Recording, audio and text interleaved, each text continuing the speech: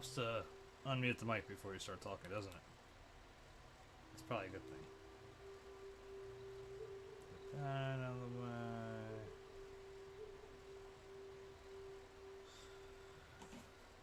Okay, alright.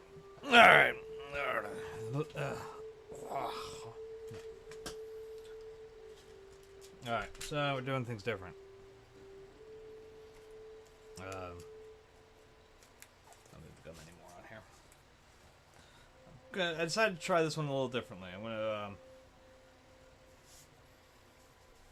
gonna go back to when I used to draw comics. This is one of the actual very few 2 issues total I ever got printed. This is the League of Extraordinarily Stupid Gentlemen. Based on the Preston and Steve show from WMMR. WMMR rocks. It's made out of boulders. It's rocks. Alright, fuck it. Alright. But I wanted to talk a little bit, because in case anybody's trying to break into comics, not that I have any shot at it anymore, and look, I never got very close, so take all this with a grain of salt. But I picked up some good advice along the ways, and I thought it's decent to share it. I mean, it makes sense, right?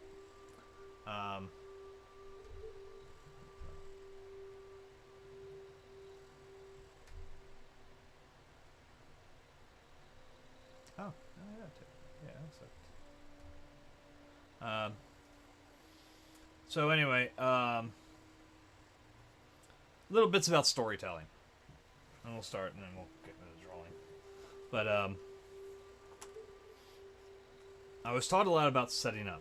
Getting in something to, that is identifiable. To really place your reader, So in this case, we got a very big mansion, whatever. It's, big driveway, all that stuff. I think actually this place did exist not too far from where we're living at the time in Malvern. I literally went on for like $1 million homes. That's why I would try to find it. Let me get back to my dashboard. So I lost here.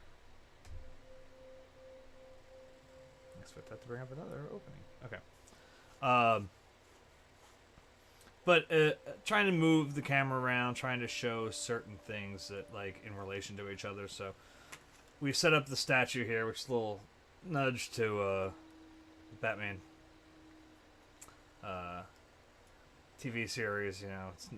Is it Shakespeare? Nah, not really. But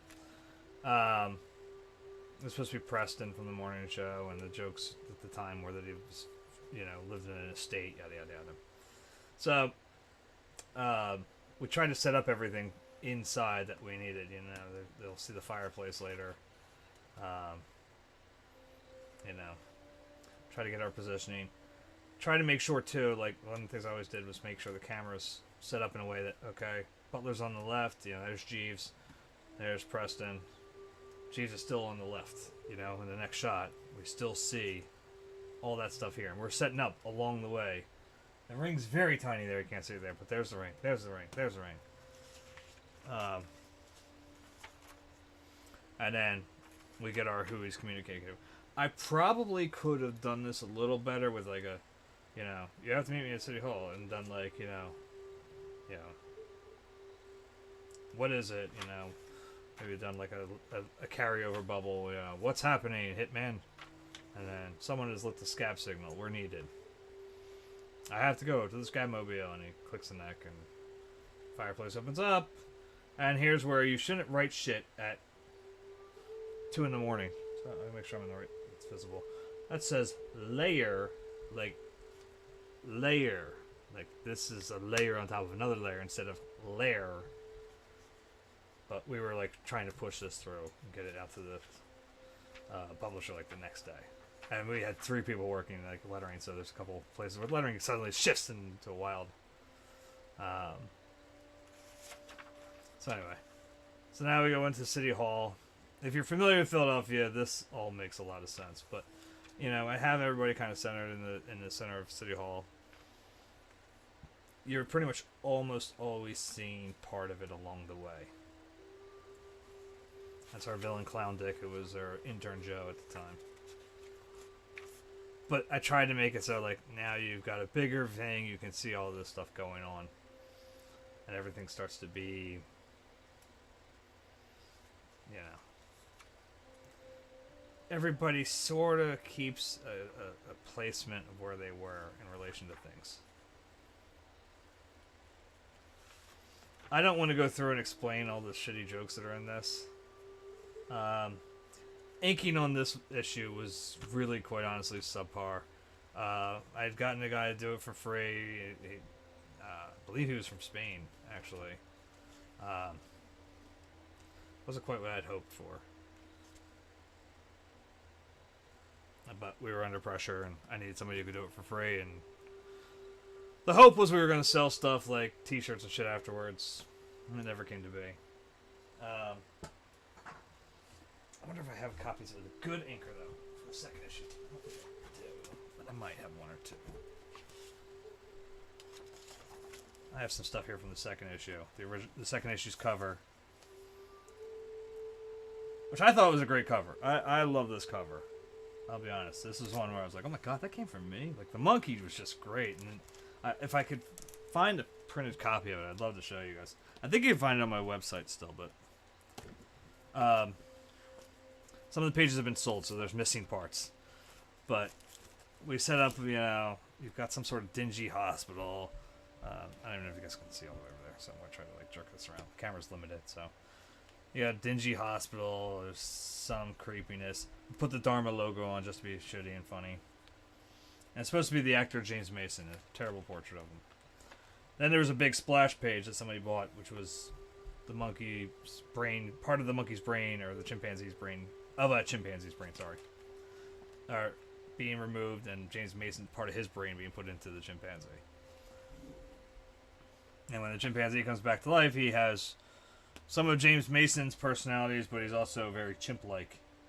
So he starts beating the doctor. And the doctor's like, I give you great powers, you know, blah, blah. And he's like all sorts of fucked up. And Preston and Steve used to do a thing where it was like, monkey pick ass, and it was with James Mason's voice. So the power is generating there, much like a Shuriken, or, you know, whatever, like, you know, Dragon Ball Key energy.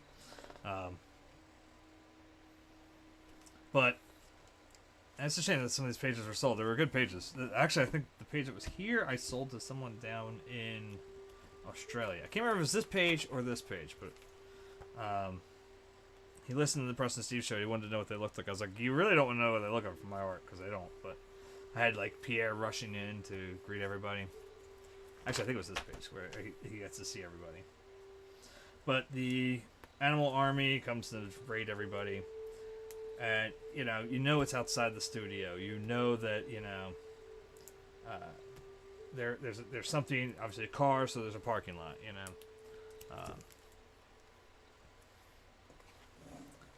So then we have the show transform into their superheroes. I can't remember the name of the rings. There was something like a Kabbalah ring or something like that. It was, again, a weird Preston and Steve joke. Little shameless self-promotion of Two Society Studios logo on Preston's shirt. Shameless self-promotion. That was a good splash page, I think. That was a pretty good splash page. Preston and Steve and everybody, yeah, so we got Preston coming out. Preston's character was Scabro, who was very much a Batman character, except everything was related to scabs, not bats. Casey used to have this thing underneath his armpit, which was like loaded with pus, and every now and then it had to be milked. So in this case, we took it to an extreme where, like Iceman, he can slide on a thing of pus. Kathy was had a super bitch voice and the perfect vagina. Nick here was known as Big Rig. He was, one of his powers was if there was someone who had like latent homosexuality around them that was causing them to, you know, cause crime because they were trying to repress themselves, he can bring it out and kind of like purify them. And Hitman was just your typical strong guy, you know, borderline invincible except for disgusting things or bad sound. So in this case, the monkey flings his poo and hits him, and yeah.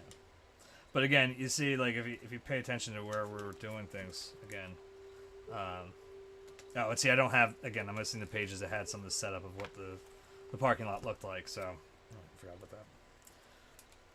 But he lands in a spot you would have spotted in, like, the page where Pierre was rushing in. So you knew where everything was. If you were a reader going through this book, you could just be like, oh, that's where that is. Oh, that's where that is. If you got confused or whatever, you could always go backtracking.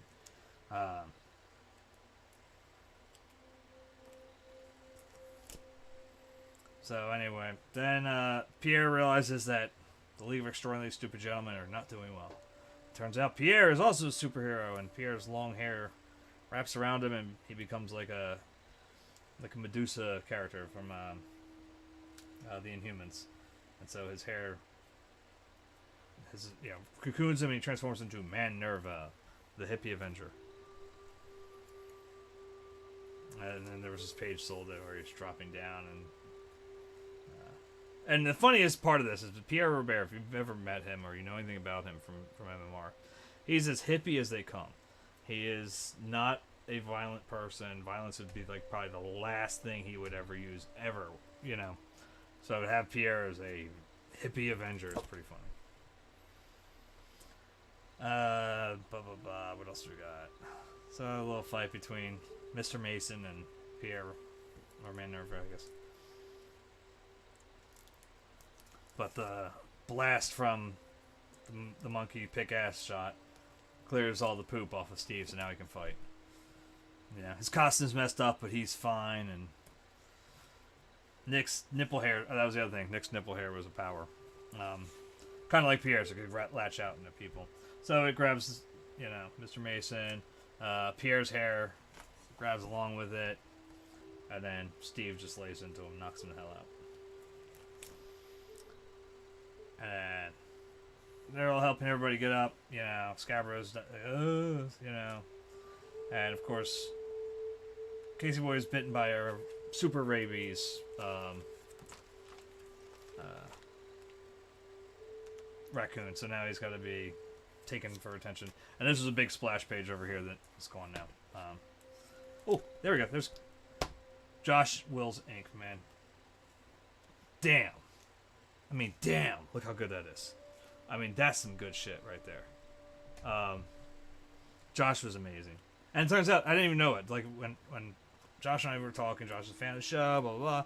Yeah, he inked for me, blah, blah, blah, Did some promotional stuff, and then my buddy Davin goes, my cousin helped you out in your book. I was like, what? He's like, yeah. So look at all these pages, man. These are all just printouts on, like, it's like 2 sheets of poster board. But damn, this was the one where they were everyone was going away. I thought this was a great splash. Again, great ending. Oh look, you got everybody. It's nonsensical. What the hell is he latched onto? It's in the parking lot. Whatever. But it's like, dude, it all works out. Crazy perspective. That was a hard thing just to get through. I hate doing that type of long technical stuff. But like I said, that's that cover inked, man. Jesus, I love that cover. Josh just brought out everything perfect with it, man. Beautiful shit. That's little stupid stuff in the back. Fuzzballs. So anyway, just trying to talk a little about comics. I figured I'd draw a little bit of comic book artwork. I haven't drawn in a long, long time. I thought it'd be funny and do something with my old character my buddy Bungo and I were trying to put together. Many years ago. Which one is cleaner? I think this is a cleaner. We're gonna use that. So, in kind of like a little brief summary of what happened here. Back in 2002, a month after my wife and I moved in together, I was working for Sprint PCS. I was supposed to be getting moved up into like a, customer service manager or whatever position. And then they shook hand my store, and everyone got, poofed out, including me. So I called Bungo up, who had actually just been poofed not too long before me. I was like, dude, we talked about comics. You want to try writing something together? I got an old character that I created when I was 11 years old. It's like, he's got stuff that could work, but he needs revamping. So we started hammering stuff together. So I'm going to draw like the old 11-year-old character and what he became. Should probably start actually with the new one. What can I reverse it around here? Yeah, let's try to see if we can reverse it around here. I had it planned the other way, but I can still pull it off this way, I think. So.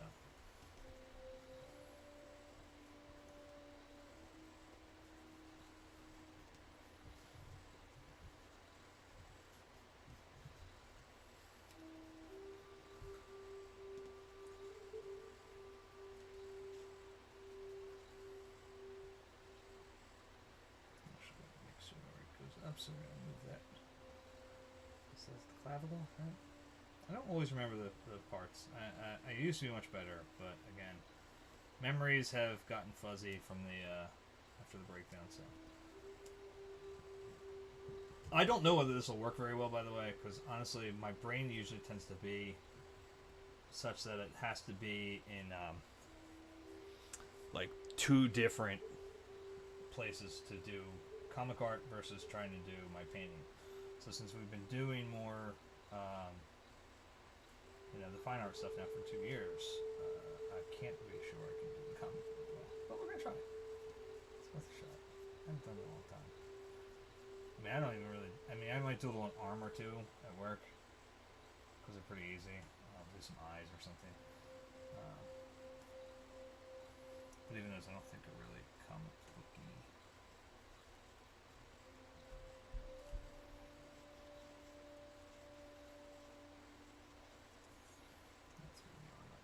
Excited. I want to have him kind of like having this position of like he's jumping back from his newer version.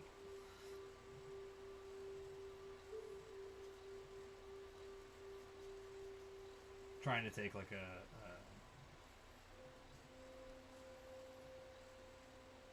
defensive position, but maintaining kind of a spot advantage, I guess. I hope it's visible. Looks like it's okay. Again, this is going to be light to start. What is this stick with this? I'm going to have some fun with that. And again, look, I'm certainly never was a real professional comic book artist. It's just I picked up a lot of stuff, and I was just late in the game. And by the time Bungo and I even started to really push trying to create Menace and stuff, it was like, God, let's see, we were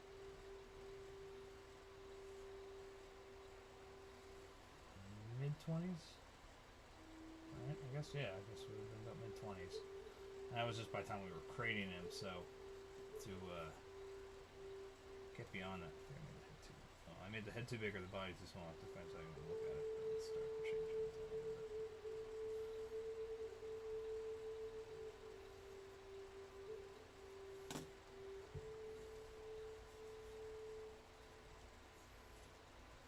I'll pull out the comic stuff again too. So I think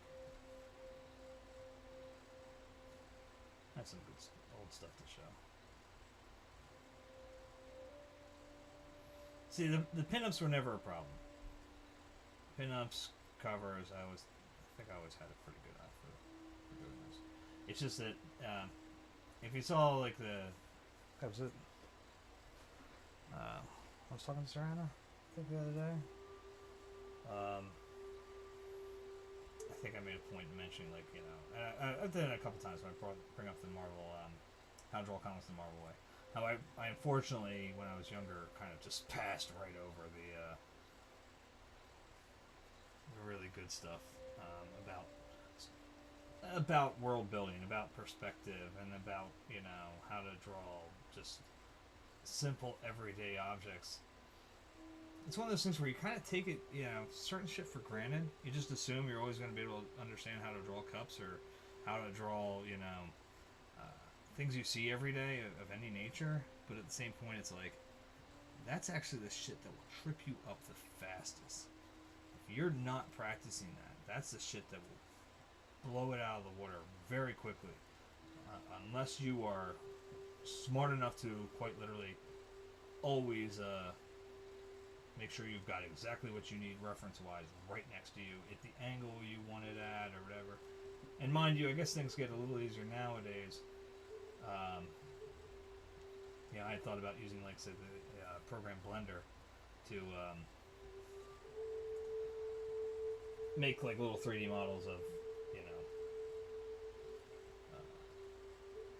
cars or whatever. That's why I didn't have to worry about, like, you know, do I know how to draw, you know, this particular BMW model or whatever from this particular angle.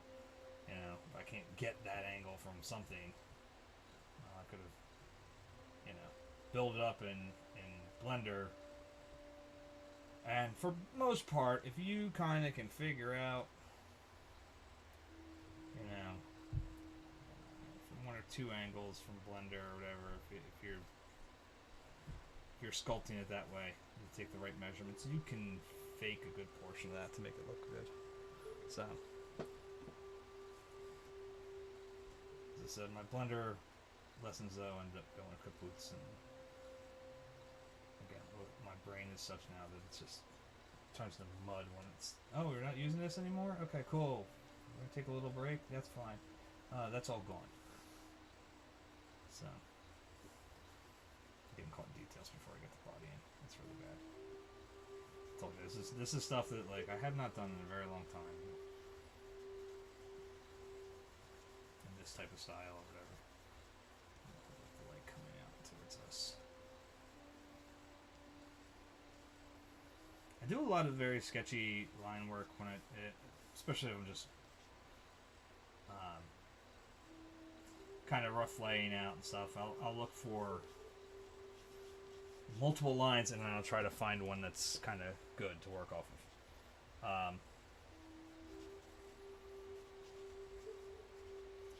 So I'm gonna have him kind of like, it's going to be looking a little awkward, but again, it's like he's jumping back. He's kind of mid-flight, you know, or not mid-flight, but mid-air, you know, like jumping away.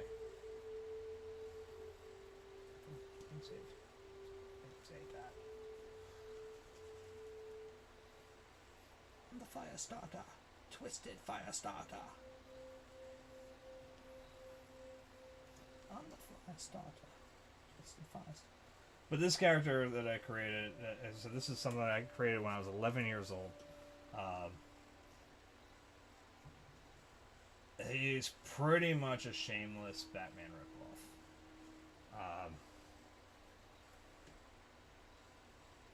I think I actually might have stolen it too from like a Ninja Turtles character or something. There was somebody who looked very similar.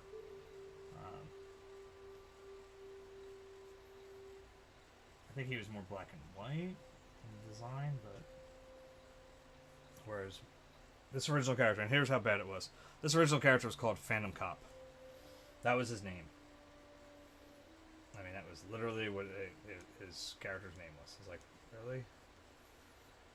But my friends all loved him when I was a kid. I mean, everyone was like, "Oh my God, Phantom! I want to do part of that, man." You know. But he was like classic superhero, wore your underwear on the outside, had a big cape, all that stuff. And yes, we are going to be adding all that old shit in here. This would be like totally like an Elseworlds thing, I guess, right? Like, he meets his former self. But he was very much a generic character, and that's where he ended up. And his look stayed very generic looking when Bungo and I changed him. I mean, we thought about it from a very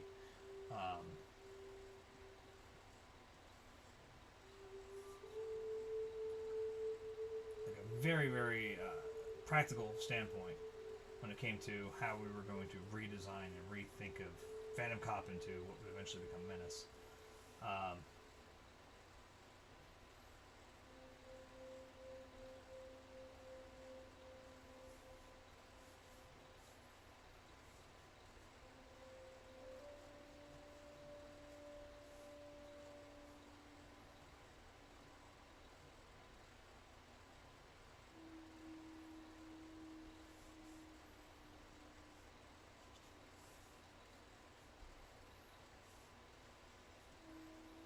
And roughed out a layout, like I said, it was kind of going the other way. But I think this will work better because we view left to right, right? Or, you know, that's typically how we read things. So when it comes to the image, doing this gives everything this momentum. You know, he's jumping back in that direction.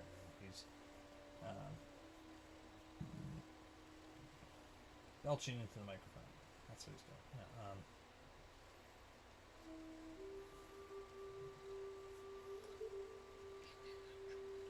I can even bring that leg up a little more. Let's bring that leg up a little bit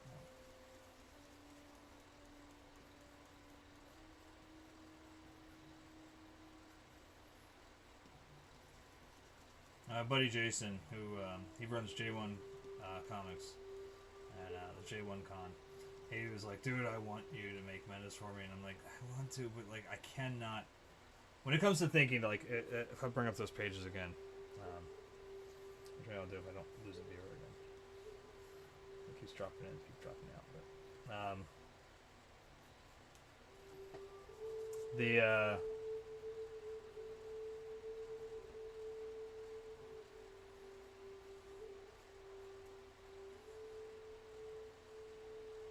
the thing was, it's like I said, I have trouble doing one thing or the other, and painting is required right now more than anything else because I need it to fight work, and comics don't fight work like painting does.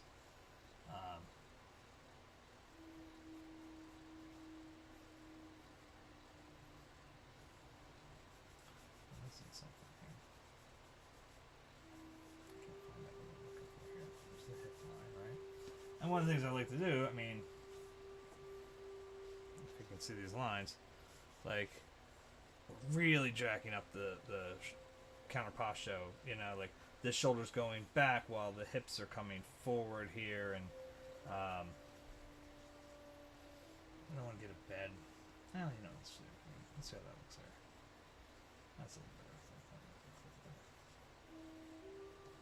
Oh, look at me now.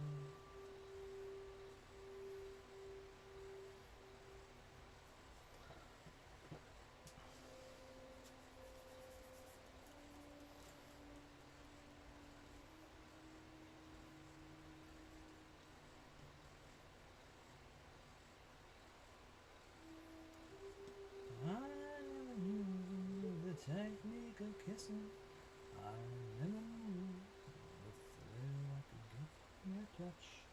I never knew much. Oh, look at me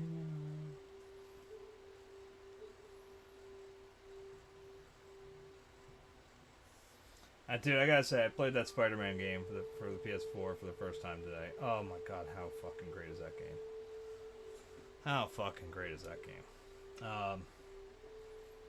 Holy shit, that was awesome. I'm just barely into it, and I did all like the required stuff to get to the white suit, but I also was like, all right, I'm buying some, you know, I'm getting some of those backpacks, and I'm getting some of the,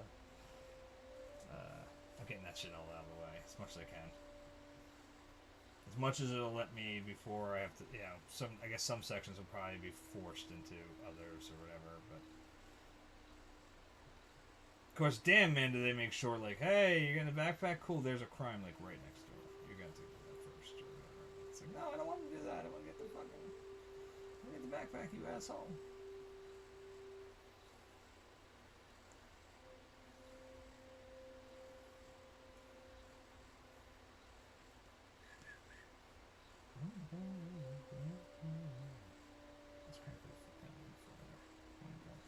Give him very pointy toes. He's very ballerina.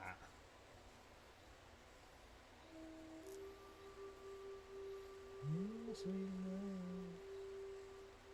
My love. My love. I want to see you. I want to feel you.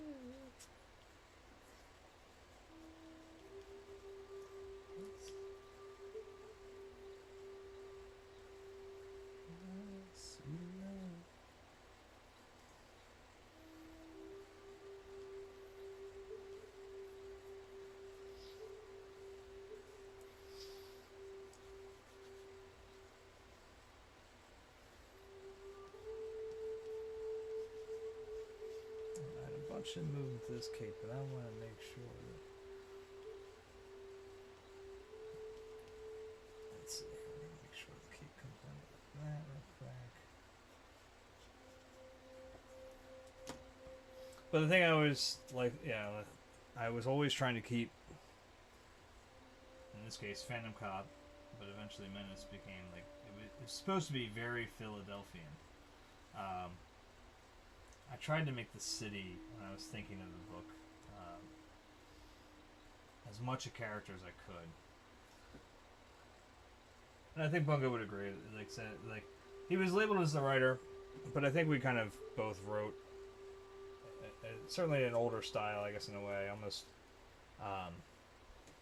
kind of Kirby-esque, or Kirby and Lee-esque, in the sense that, like,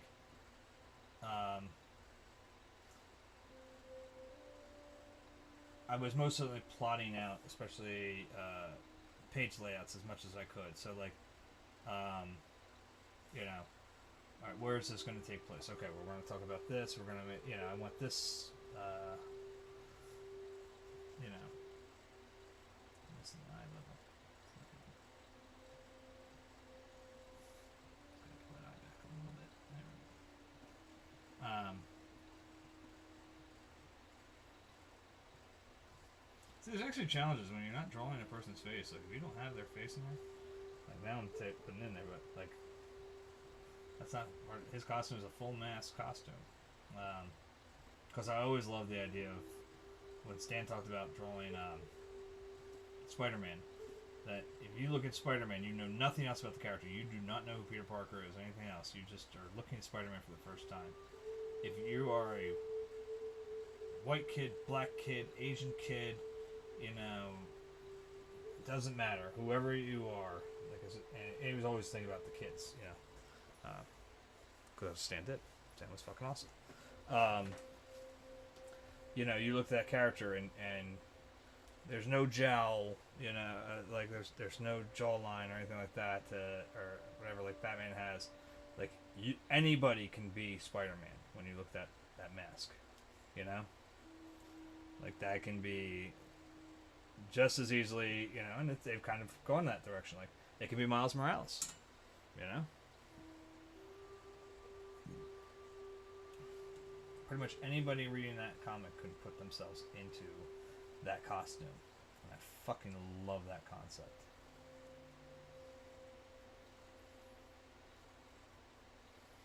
And so I was like, yeah, I gotta add that into it.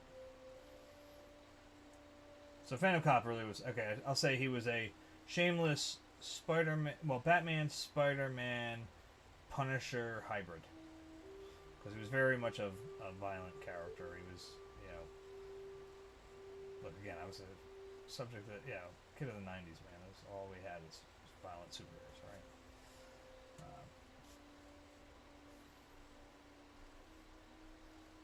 We had our Wolverines and our...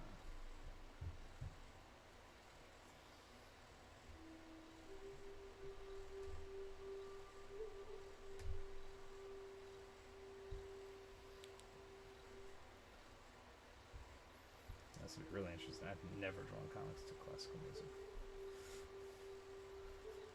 I've never tried to use block for drawing comics. This will be very interesting.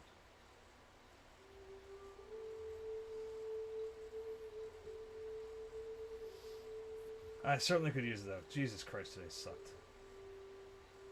And it's not going to get any better anytime soon, believe you me. It's just a lot of, like, weird personal, not for me, but, like, for my teammates and stuff, and it's just like, oh.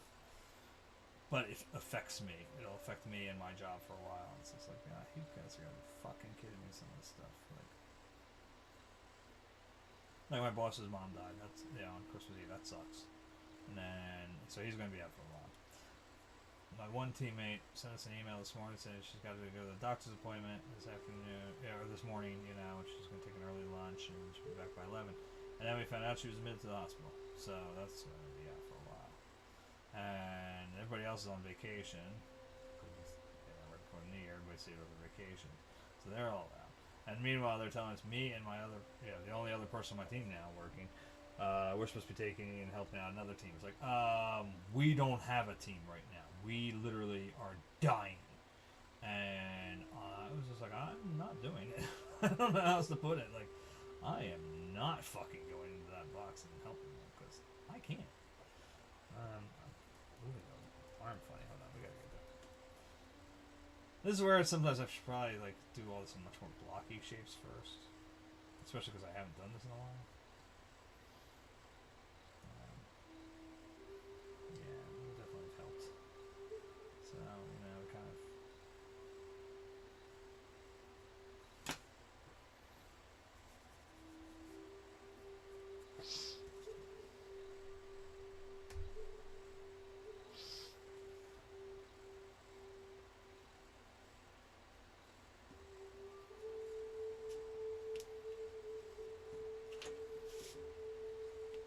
So all I know I want there is I know I want Menace's fist right there.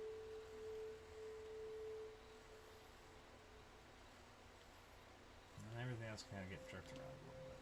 That can all be funny and free flowing. Yeah, I think we're gonna make Menace's fist like.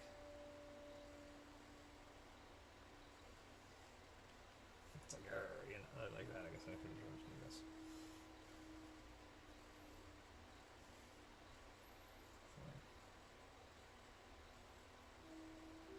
We're looking at the outside of his hand. We'll see. We might reverse it.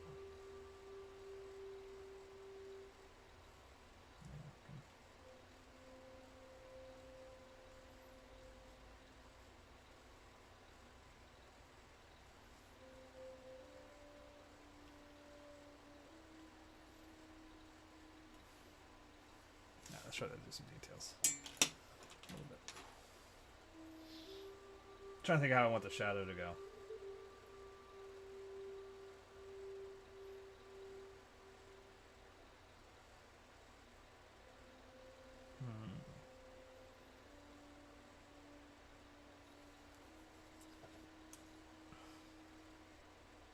I'm trying to think of how the shadows will play out better to... Hey, what's going on, Mike?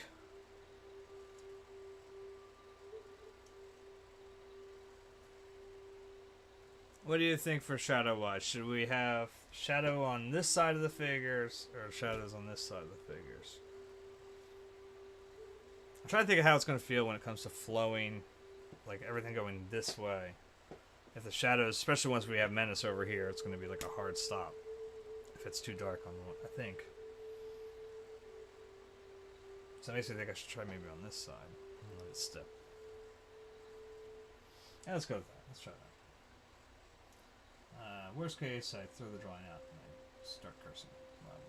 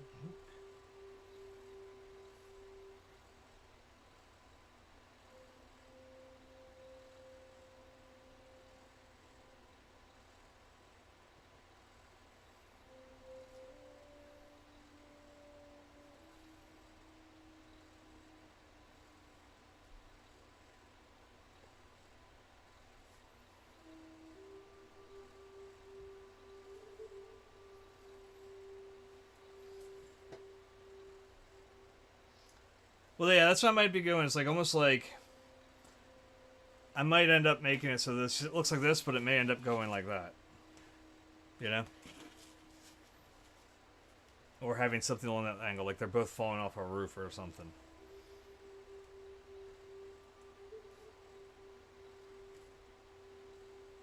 This is probably going to end up being like a 2-episode drawing, because I'm going to be screwing around with this one for a while. Because again, this is all going to take a lot longer than normally would have when I was drawing comics regularly. So I'm just not in that mindset, and I have to kind of shift it a little. I hope it doesn't fuck anything up for the new year. I have issues coming back to painting. I don't think that would be an issue though.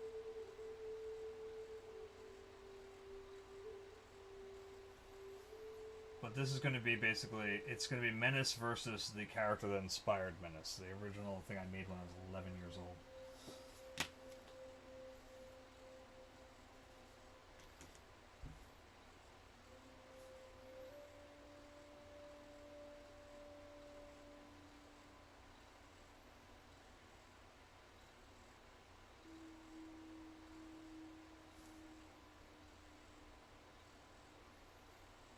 That should be really funny. I'll draw their alter egos, because the original alter ego of this character, again, his name is Phantom Menace. Or not Phantom Menace, Phantom Cop. Phantom Menace is why I ended up being called Menace, because we were looking at things that went with Phantom Menace, Menace. It's just Menace. There.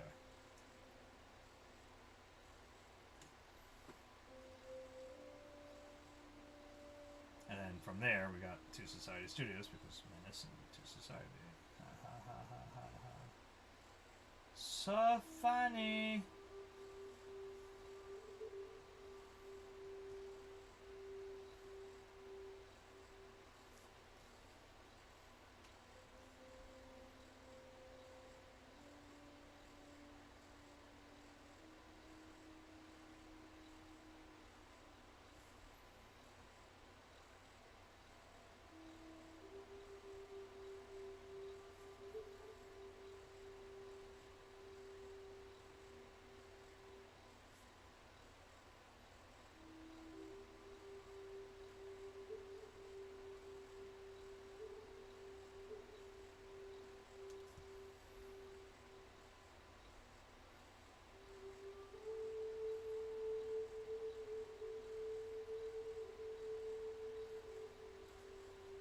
Like, I have not messed with spotted blacks, but anyway. Oh, like I was saying, I should draw their alter egos, because the original alter ego of Phantom Cop had the old school, like, late '80s box cut, like he had very, you know.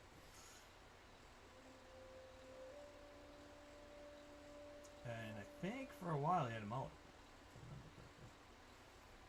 I haven't drawn him in years, but.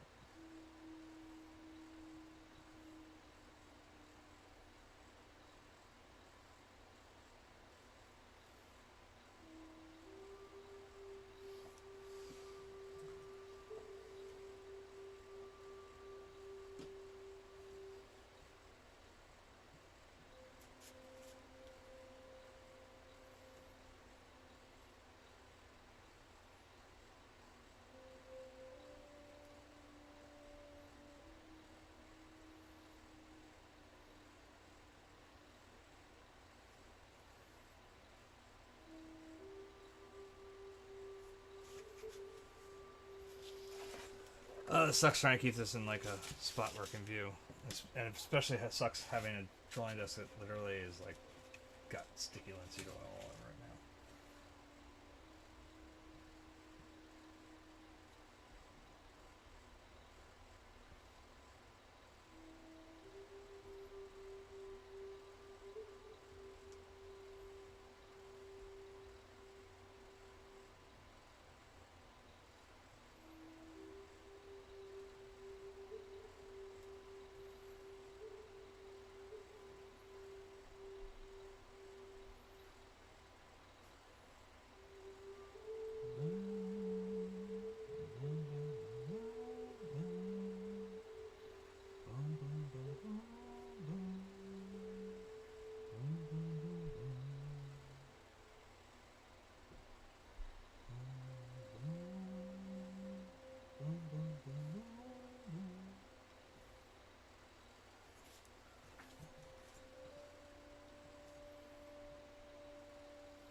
I haven't had to deal with spotted blacks or anything like that, like the deep shadows for a very long time.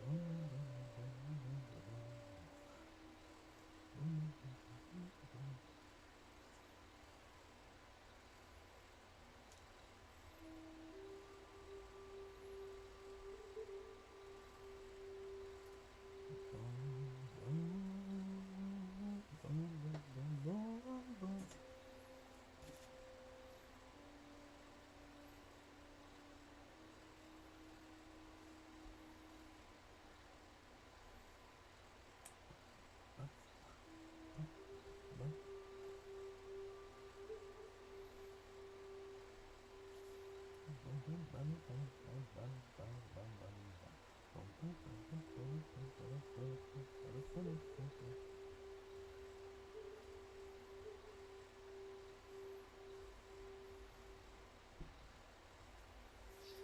never forget when I was living in Malvern. I was on my way to. I just used like Comic Shop Locator to find a comic shop near us because I hated going to the mall when King of Prussia Mall. It's actually a pretty cool store there now. I just didn't like I don't like mall comic shops in general. I feel like a real comic shop to me, and mind you, it's most certainly entirely affected by the one I grew up with, Comic Universe, but I always feel like they should have like shit covering the windows the whole way up, you know, and the door you shouldn't really be able to see inside of it. Like light should not get in, you know, naturally. And then like you know,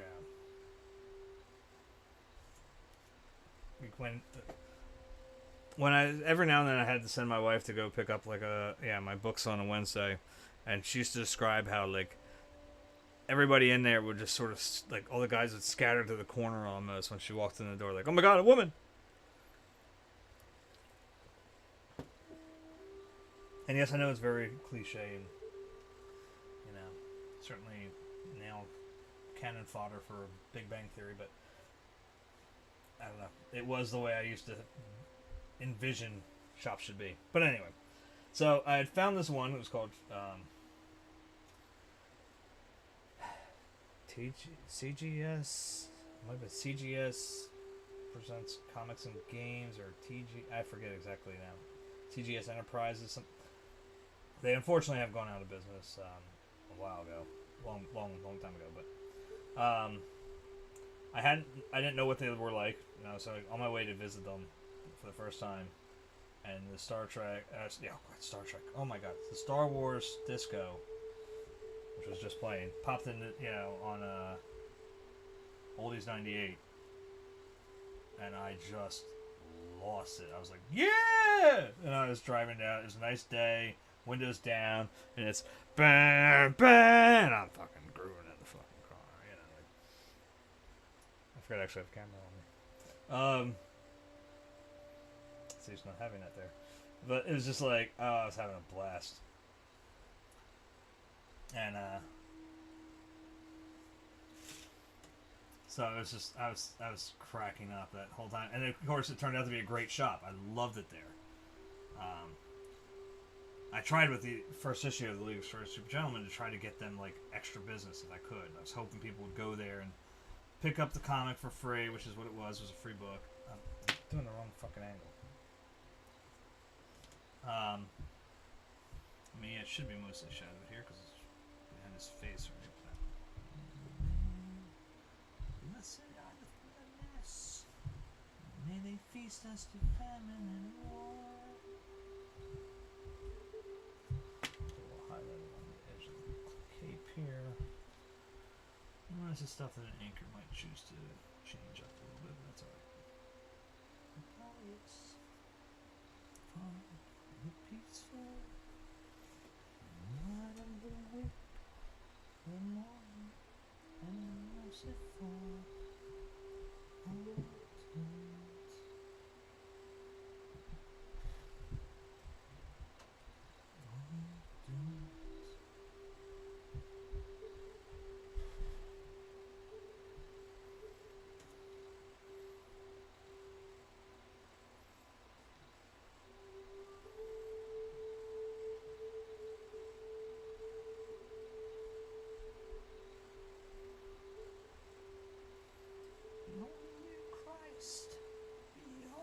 The same of all, gather at the altar rain, new to a new word, and the word was death, and the word was without life, the new beatitude for luck, all pious, pure heart, peaceful, one of the weak. The morning and merciful,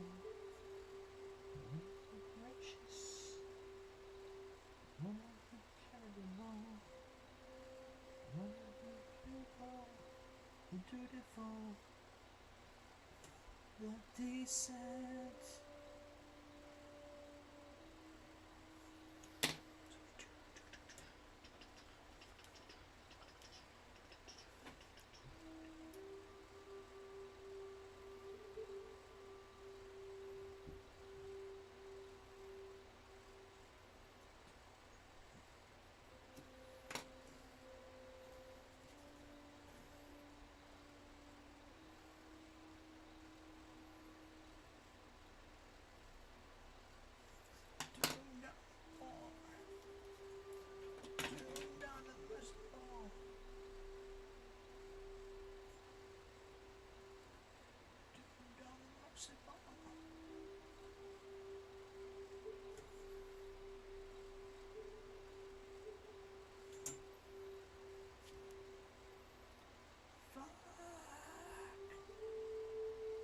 Fuck you!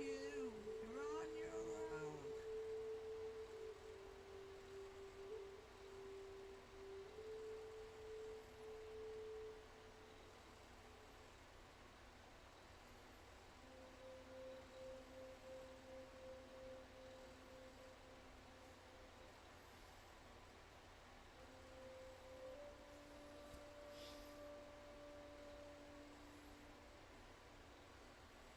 One way or another.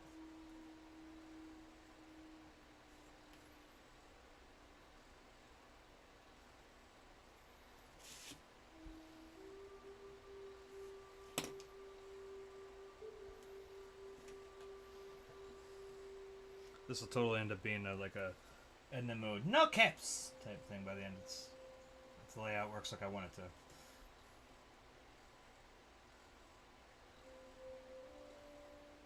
No caps.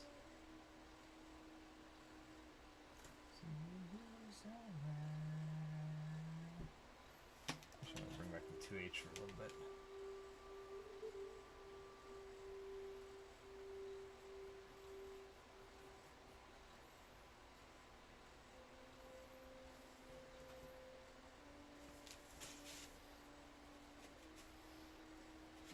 One thing that always cracks me up, and it's definitely a personal flaw. So I don't know why I have such issues. Kind of once I do comics, and again, it's probably all bad habits that I developed when I was 12 years old or something. That I cannot seem to remember to how to stretch muscles in this style. Like it's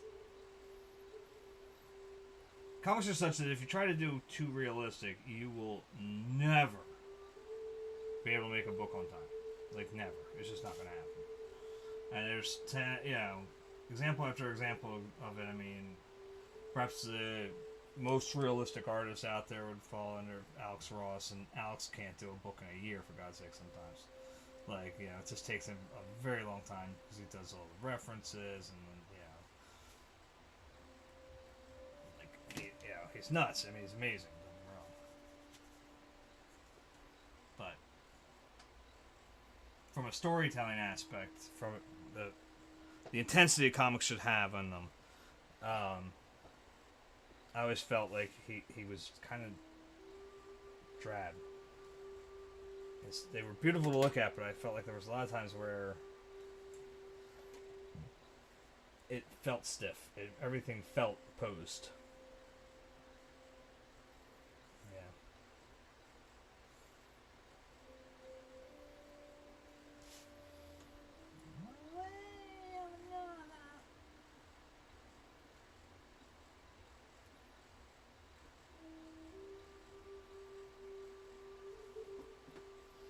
This one kind of lay out my shadows on one of the H pencil.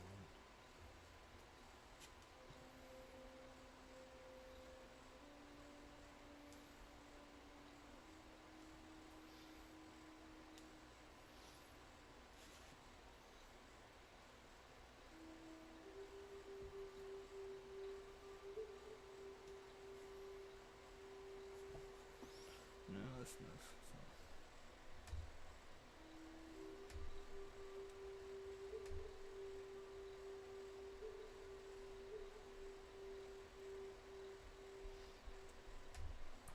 I'm gonna try switching up rather than listening to my shit.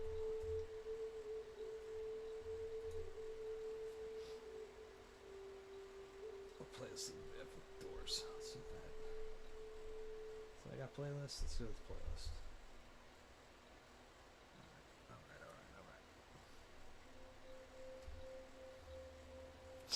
There we go. Alright.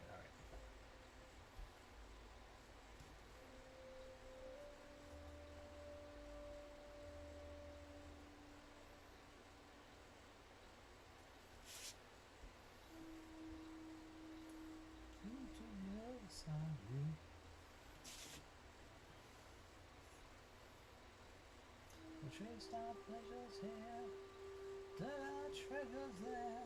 I can still recall the time I cried right on through to the other side.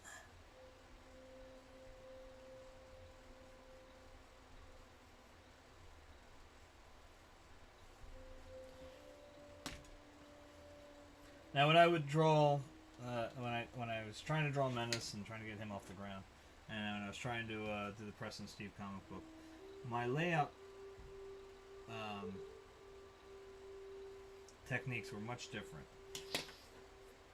I did a very convoluted way of doing it. Either I would do a bunch of thumbnails, scan them in and blow them up on 8x10 page, pictures or whatever, and I'd do 2 sheets or whatever in Photoshop, so it would be the right size for these pages. And then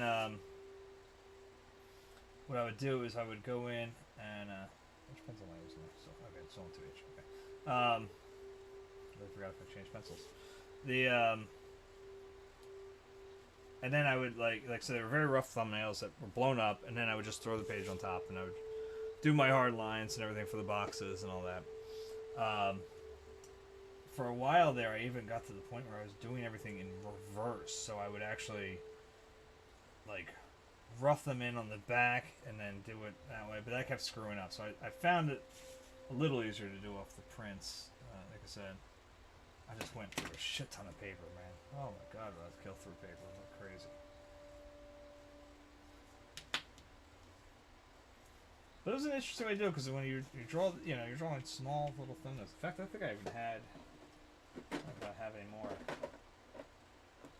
I actually had literally the pages like that big. They were made to look like this, but they were only like that big. I used to love them. But you'd find okay, you're just drawing with a pencil, the same size, same pencil size, and you're jumping around on things, and it's like you make some big marks, and then you get to the okay, now they're real thick, and you're like, okay, well, what's going on? Thanks, Mike. Thank you for hosting. Did you like my Carlton dance?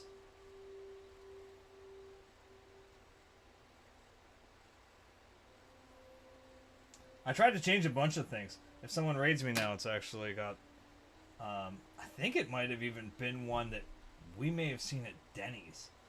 Like an old black and white raid commercial. A la the 99 Squeezes commercial.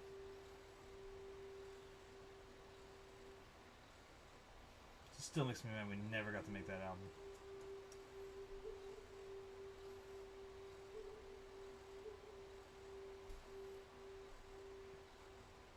See, Thesis Paradox and I were in bands in high school and college together, and the high school band sort of, if you can you say Mob Handle broke up so much as just sort of dissolved because college game. But see, we all ended up still playing with each other, so we just called ourselves something different, and so we called ourselves the Jumping Cow All Stars.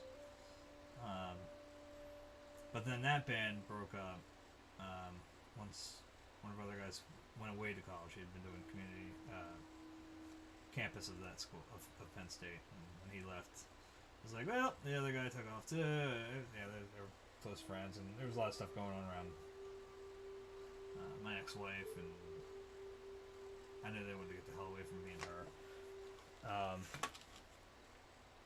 It was a good, easy break for them. And so we started, Mike and I, Bill tried to make another band. We called Surreal. And we always wanted to do an album called 99 Squeezes based on this old commercial, an old 50s commercial.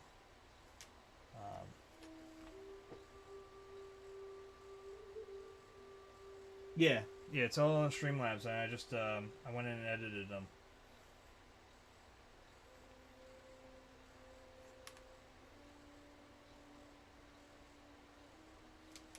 Yeah, I found the widget for like the counter and everything, you know, in there too. I'm slowly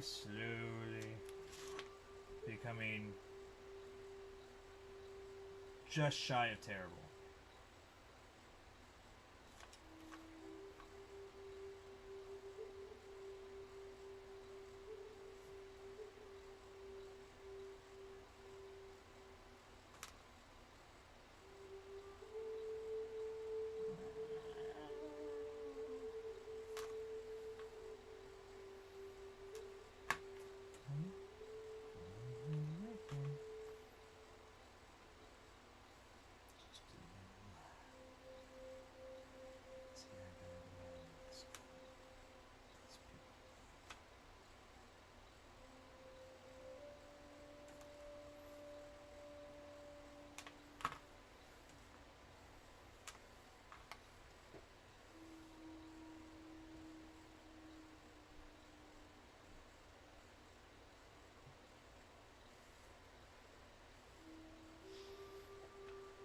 Well, I've been using the Streamlabs OBS for a while now.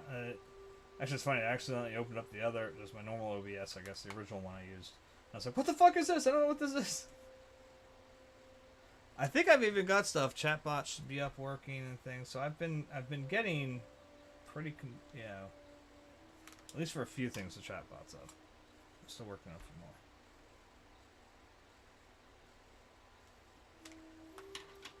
So I got Raid.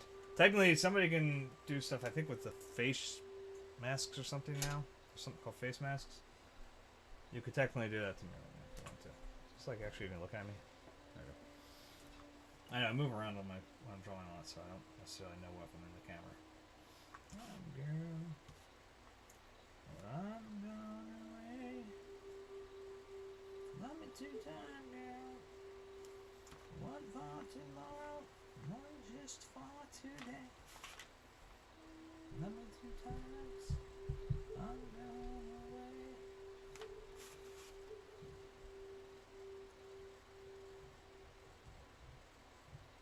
Love me 1 time. One speak. Love me 1 time.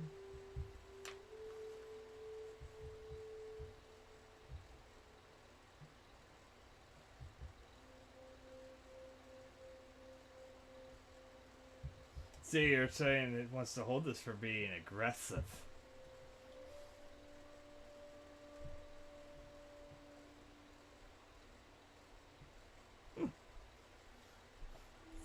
Automodding you.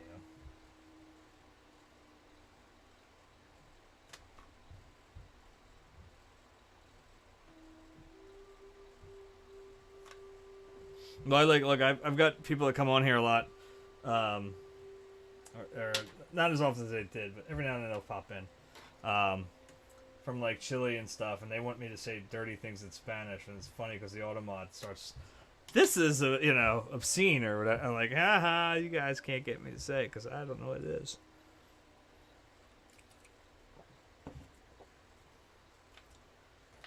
But my automod picked up on the fact that one time, baby. Yeah, my knees got weak. Love me 1 time, girl. Last me all through the week.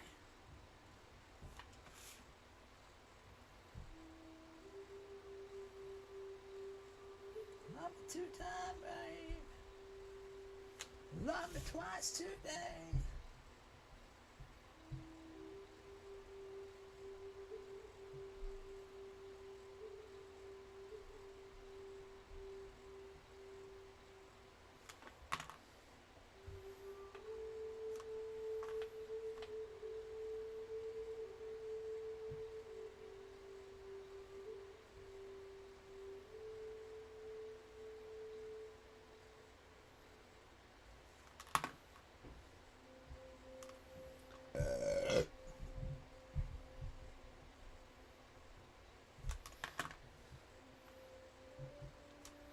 And see, I'm doing stuff now in the spotted blacks here that when I had Josh inking me, I didn't feel like I had to do.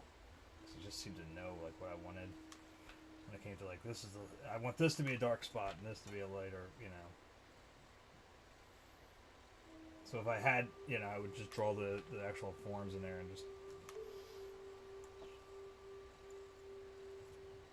Oh, puppy! Is that weird that we said that? I still can't figure out if that was really weird that we said that to him. That was so cute of me. We're like, jump, go, all-star, say it. In the future, all people shall be all goodbye.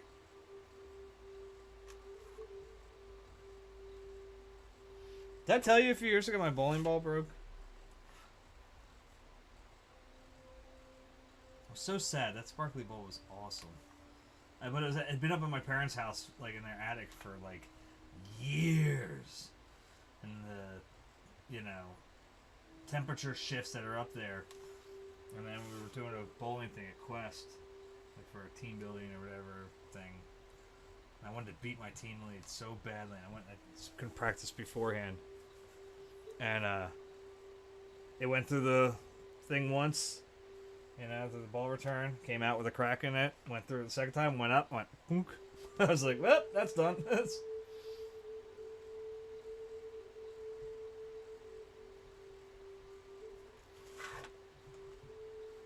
Yeah, that feels too straight. That's, no. Should be like more like card lines. There we go, that's it.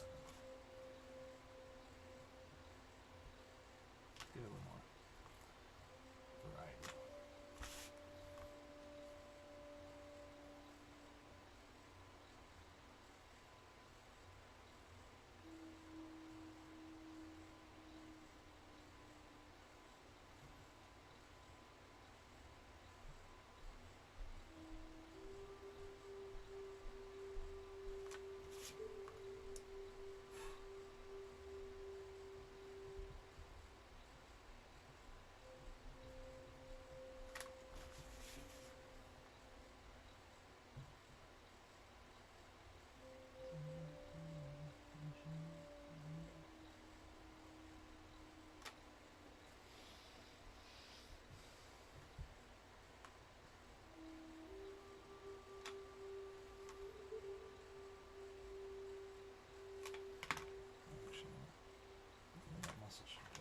Should actually like pop that over that one.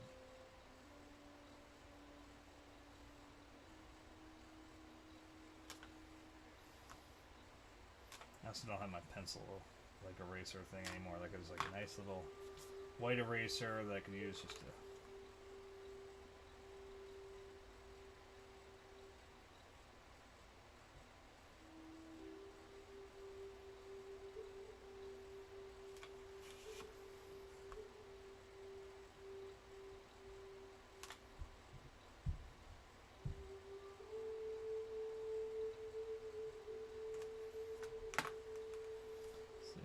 Spotlight here, but I need to make sure this gets a little more shiny.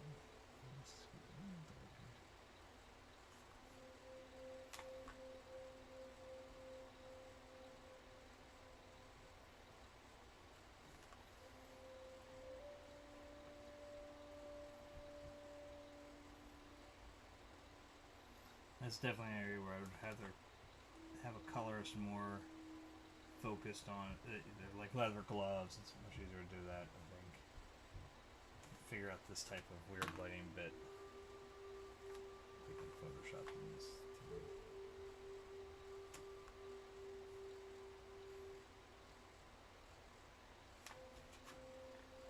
Especially because I haven't done it in a very long time.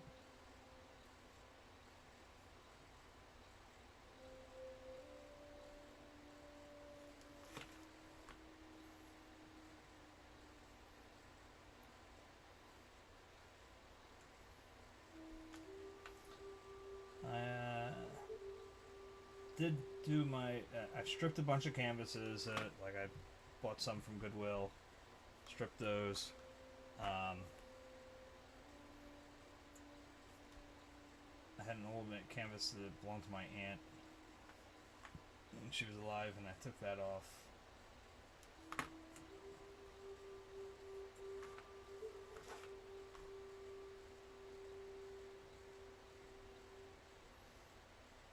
So we are set for at least 6 canvases to start next year with. Once I actually stretch a new canvas on them. But that'll be probably this weekend. Oh, don't ask why. Oh, don't ask why. For if we don't find the next whiskey bar, I tell you we must die. I tell you we must die. I tell you, I tell you, I tell you we must die.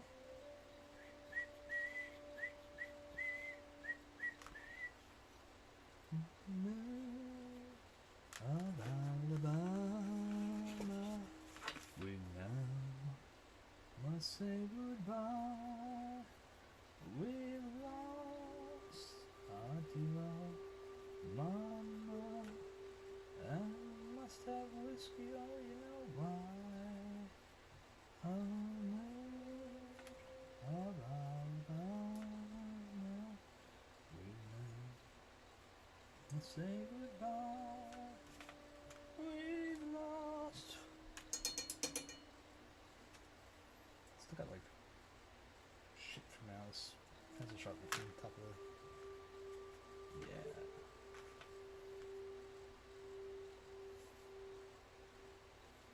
Show me the way to the next utopia. Oh, don't ask why. Oh, don't ask why. For me, the way to the next utopia. Oh, don't ask why. Don't ask why. For if we don't find the next utopia.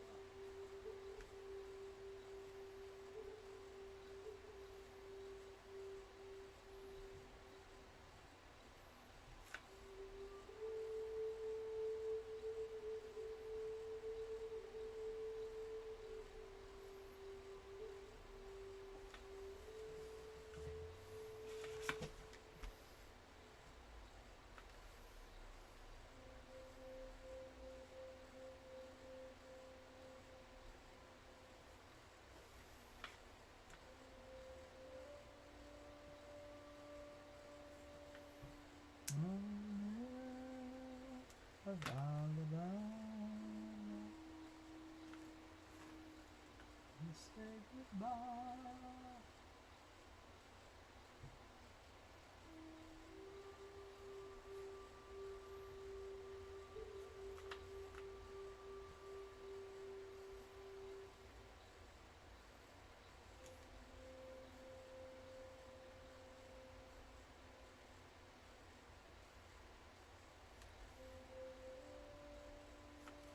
Lives on my street. Lives love on my street. She has a house and garden. I would like to see happens.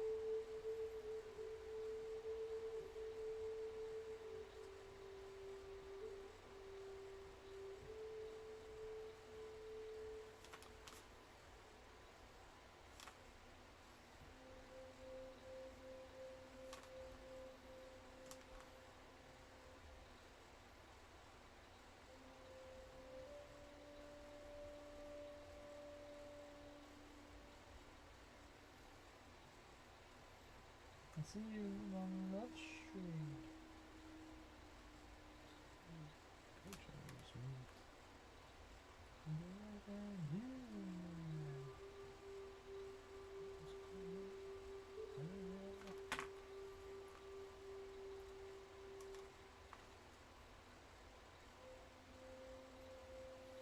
There's something about that little interlude in the song that reminds me so much, Mike, if you're still here, of the that dude we saw at I think it was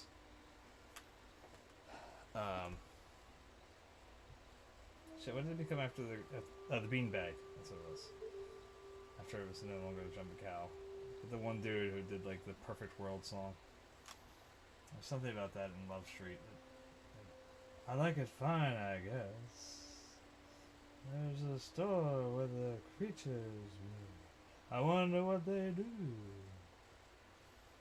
I don't know why it reminds me of that.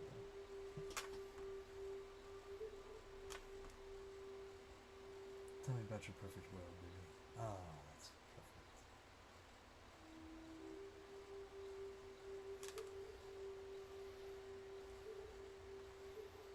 I ate the microphone. Oh my god.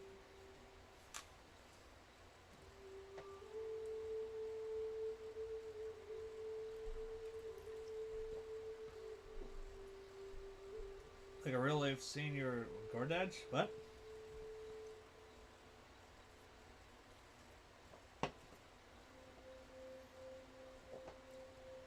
Do you remember that dude?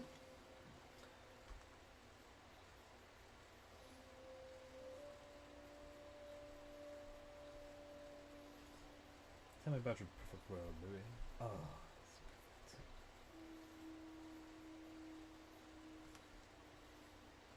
Or did you repress that memory?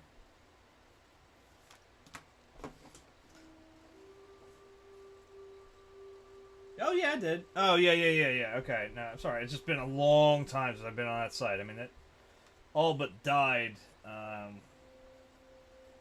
Like what? Almost a decade ago, if not more. So I haven't been there in a long time, and if I have, it's only been like a pop in here or there for a strong bad email. Well, I did find myself quoting the other day. I said to Vincent, I was like, "What was he doing? He was playing Fortnite or something. I think he started yelling at somebody, and I was like, I'll get you yet, hey Steve." This is sort of what he sounded like.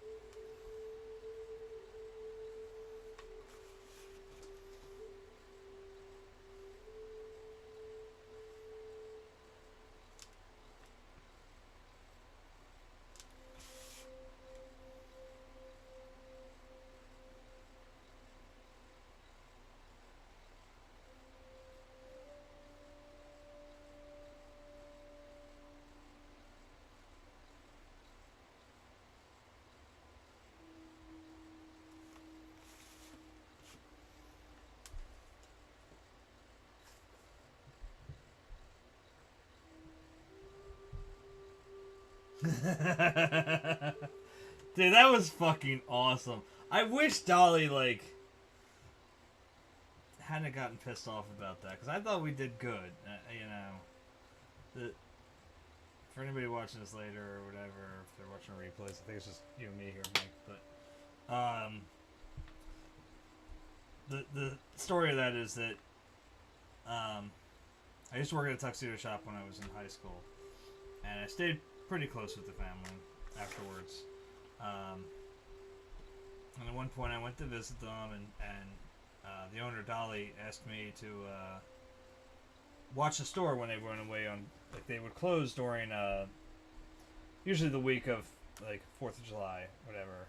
Sometimes it would close for 2 weeks when I was working there, but Dolly never was comfortable doing it. She always wanted to, you know, a few extra bucks to be made, I guess, right? Or if she rented something out, you know, the weekend before, she would like to get it back. And you know, the longer people have the tux, the more likely it's not to come back. So she wanted me to basically be there just to handle the returns. You know, if I could get a rental or two, you know, go for it, whatever. But the only thing that I didn't want to do, I never wanted to be alone in the store because, look, I go to the bathroom a lot. And so I thought, yeah, if my buddy's going to come by or whatever and hang out with me, at least even if they can only come by for like an hour or so, I can go take a dump real quick or whatever, and they can at least be there to tell someone he'll be right out, you know. And so, like, anyway, we came up with the plan. This happened to also be the week that the first X-Men movie premiered. And all of us were huge comic nerds. We all had to go see the first X-Men movie, you know? We've been waiting for this. Wizard Magazine used to make the damn, you know, casting of the X-Men rumors, you know, before the internet was the thing to get your rumors for, you know. The Wizard Magazine was like every other issue had this is who's going to be cast in the X-Men movie. This is our perfect cast, yada, yada, yada. And, so, you know, I've been waiting for this movie since the, you know, early 90s. And, we all were like, hey, we should all get tuxedos. We'll go to the premiere, tuxes, you know? And we'll hit it. I was like, all right, well, we got to do something for Dolly. If we go out, I was like, she'll be so pissed off that we don't, like, you know, it's going to cost money and shit to get the tuxes cleaned and what have you. And so we handed out business cards. And we went to the Riverview Stadium, if I'm not mistaken, downtown. Big theater, and we all walked in. Fucking cheers, man. Fucking people started applauding us.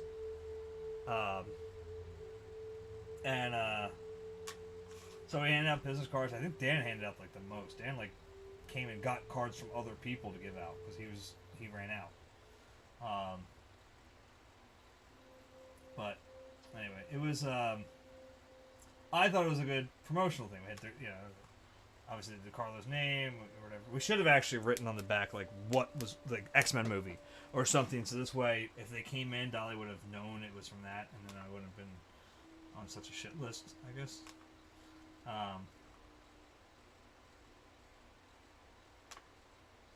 God, what's funny is that like Heather and I were dating for maybe not even a week at that point. Maybe two, maybe it's the second week. I'm trying to think. I'm pretty sure it was like our first or second week dating, and she went along with it. I was like, listen, my friends and I are doing this stupid thing. If you want to get dressed up and go to a movie, it's dumb, and I know it's ridiculous.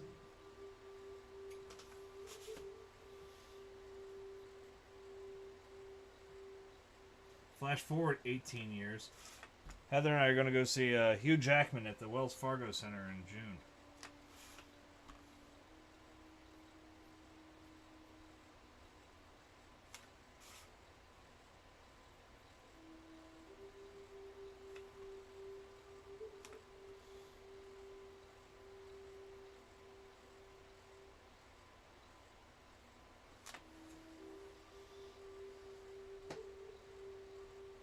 We were dating.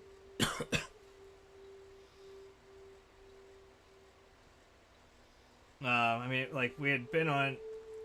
Yeah. I don't know if you can call it 2 days. It was like... We had done our original date, you know, and then, like, the second night that we were, you know, I guess officially dating or whatever, we hung out at Denny's, and that's when Shannon showed up. That was fun. That was lots of fun. Thank you for running interference. I still have... Oh, God. I still have flashbacks to that sometimes.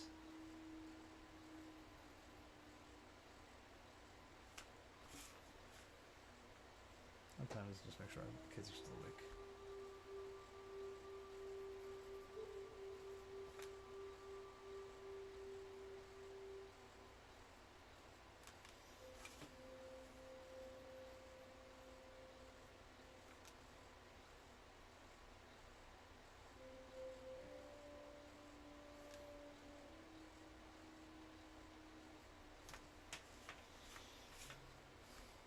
just remember how hard we tried to push on Shen not to show up. I'm like, dude, she was harping on something. I don't even remember what it was. And she calls me up, like, right as we're waiting for Allie to go to sleep. I just want to hang out with everybody. I miss everybody. He was like, yeah, listen, like, you know, I'm like, that's going to be really awkward if my ex-wife is hanging out with the girl I literally went on a date with yesterday. Like, that's not going to work very well. And then you took the phone. I remember that. Mike took the phone. It was like, you know, oh, Shannon, listen, I'm gonna go grab a quick cup of coffee. I'll come get you. Yada yada yada. You know, and we weren't at Denny's for more than 2 minutes before she showed up through the door. Thank God we were with we used to go to Denny's with like a group of people. It was like, I mean, a low night. A low night for us was like 6. Like, that was like, you know, we couldn't get everybody. So we were there with like, a monster group, and like the whole group shifted seats so that a maximum number of people would be between, you know, no matter where my ex was going to sit, she was at least going to have the biggest distance they could get on either side.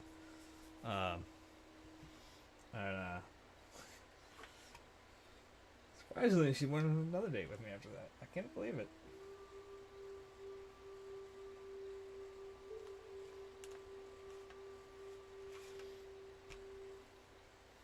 But years later, actually, you know, a few years later, when we were going through the custody battle for Allie, and shit was, I mean, the stuff that was being said was ridiculous, and you know, Heather was getting really aggravated with it. She was just, you know, and she couldn't really fight back, because if she started really fighting back, and you know, it would then kind of prove what they were saying. Like, you know, it was like kind of, they definitely set her up in a in a pathway that she was sort of stuck.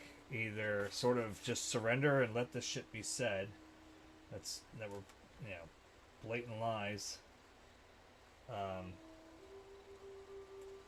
or prove them. So, I mean, it was very crafty of her lawyer at the time, Shannon's lawyer,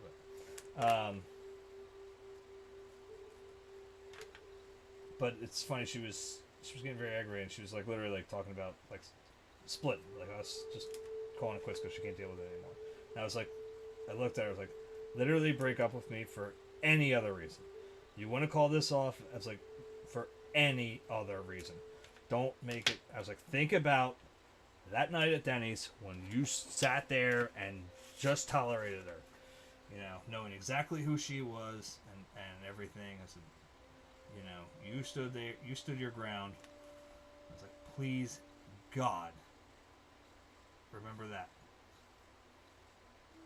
So you want to break up with me because I'm an asshole, because I'm, you know, an artist with no future, or whatever. I was like, just fucking anything but say because of her.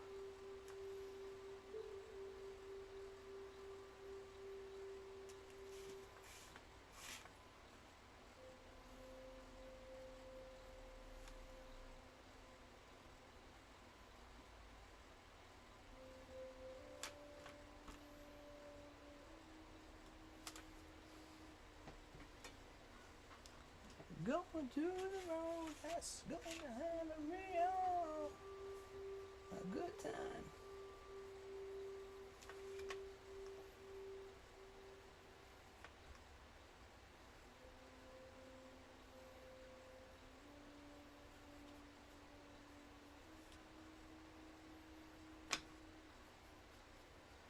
I have to be careful. Part of me wants to draw cargo pants, and that's not who Phantom Cop was.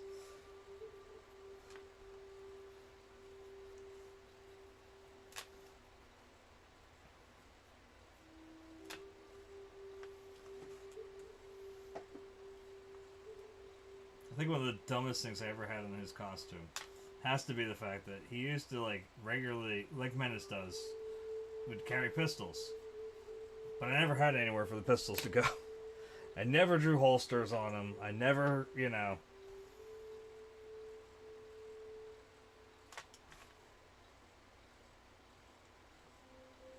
by far like the most ridiculous thing I would do.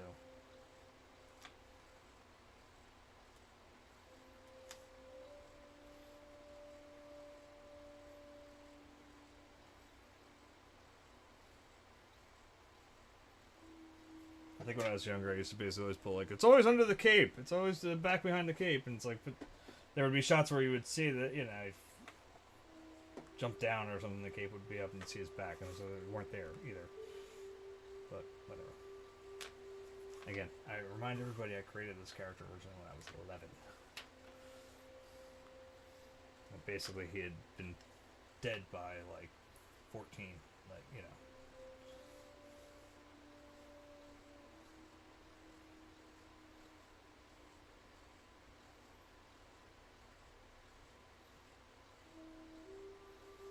Passionate lady, passionate lady, give up your vows. No, I don't want to do the hand that one. I'm arguing with that hand. It's just more positioning than it is anything else.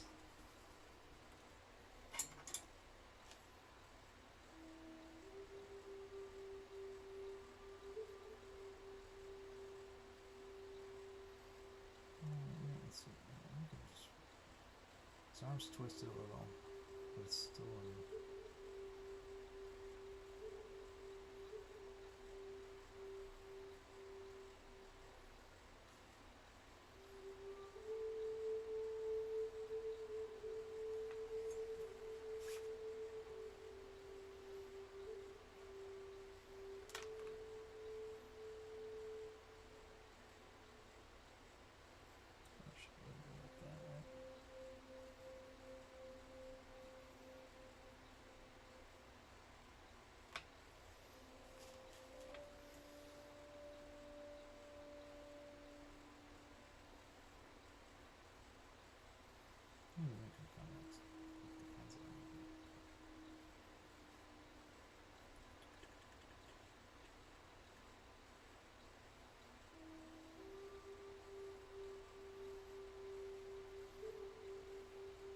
It's funny, I learned a while back that I have to be very careful sometimes when I do use my own hands as reference. Sometimes because I had done something once where I had the hand out like that. And I had the thumb going really far back because I have what they call a hitchhiker's thumb. Alright, so the thumb can tilt almost at a 90-degree angle. I can actually bend it back even farther if I want to. But a lot of people don't, so when their hands are out like that, like mine wants to automatically go tilt back another few. And it's like I have to remember that. Because I did that in a drawing, and like an editor looked at it and was like, what the fuck is happening with his thumb? Did he break it? I'm like, oh, mine does that. And they're like, yeah, not a lot of people do that. Don't do that.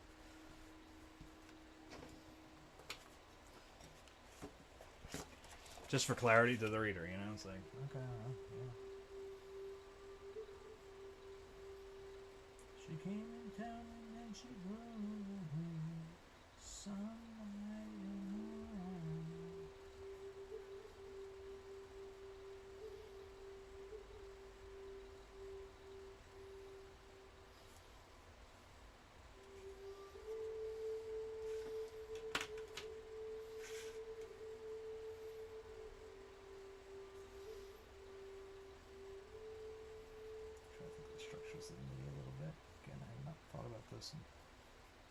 Damn, it's hard to draw from there sometimes about this stuff.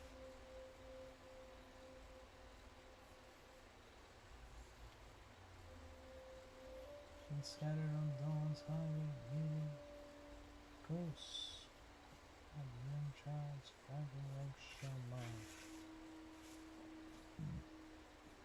Run in the streets in the town of New Haven.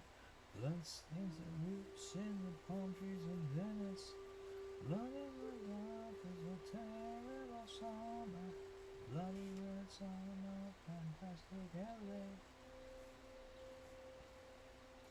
Screws the brains and chop off the fingers. Blood will be born in the birth of a nation. Blood is the rose of mysterious union.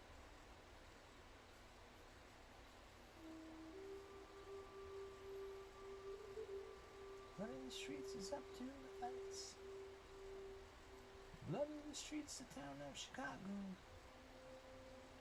Blood on the rises, following me. I was so disappointed to learn today, right before I ate dinner.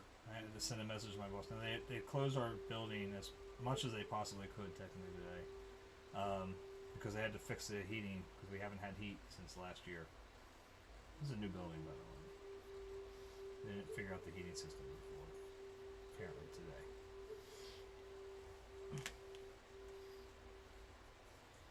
The best is when they tried to snow job us though with the whole like. We were all like complaining about like, dude, there's no heat here. Like, this is not cool. And they're like, no, the heating's working fine. It's like, I'm freezing my ass off. The heating's not working fine. And it's like, they finally went, you know what? It's not working. We have to figure out why. So, but they told us that everything's been taken care of, and now you have to go in tomorrow. I'm like, ah. Work from home again. I was looking forward to working home all week. Somebody were gonna fuck it up again. So admittedly, if I go in there and I'm freezing my ass off, I will go the fuck home. As uncomfortable as things are gonna be right now. With like half my team gone. For an indeterminate amount of time. I am totally about going home and working from home.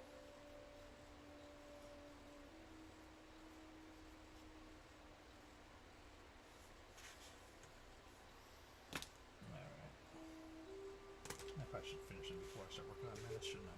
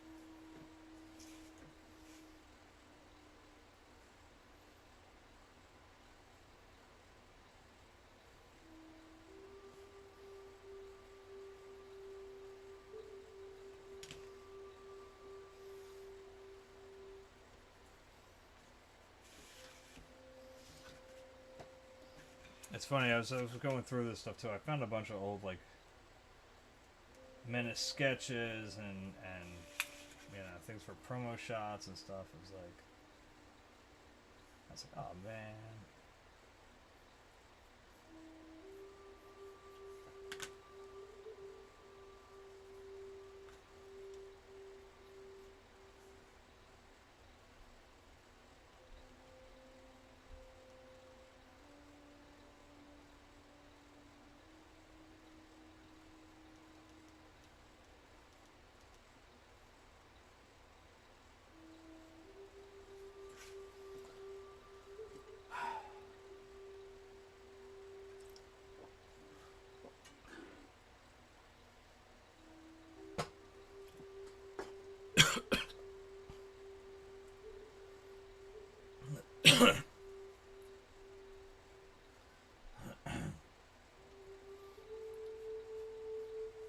Storm. Riders on the storm. Into this house we're born. Into this world with love. Like a dog without a bone. After our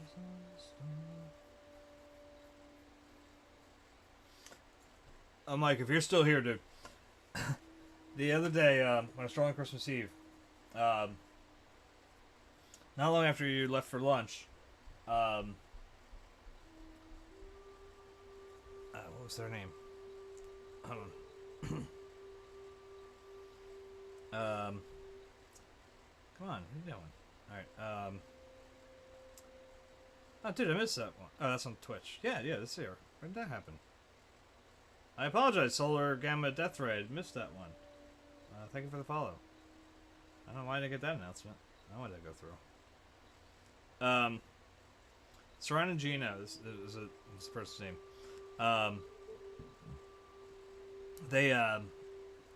They've come in and started talking. Now, I believe it was she. Pretty sure that's where I call it to. She's lives in Israel, and she's actually bisexual. And she was talking about some of the ways that, like, the gay community is handled down there, or over there. I guess it's down and over, down and to the left, down and to the back and to the left. Anyway, because I was like, it's a religious country, it's all over.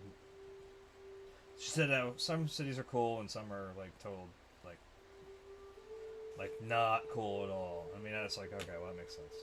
Just knowing the area. But one of the things that was funny was she said how they have at the gay bars they have a gay check. I lost it. I thought it was the funniest thing I mean, like, cause just the way it was said, first, and then she explained it. There's like literally like a, almost like a coding that they have to like as a bisexual, she has to say that, like, she's one thing or whatever. It's kind of interesting, but the way it was initially said, I was just like, is it like the salty spittoon in SpongeBob? Like,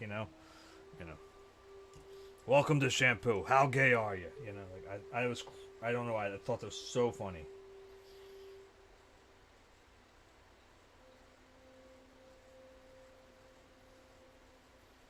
I was like, I'm the guy that Liberace robs my closet. Like, I don't know. I thought that was great.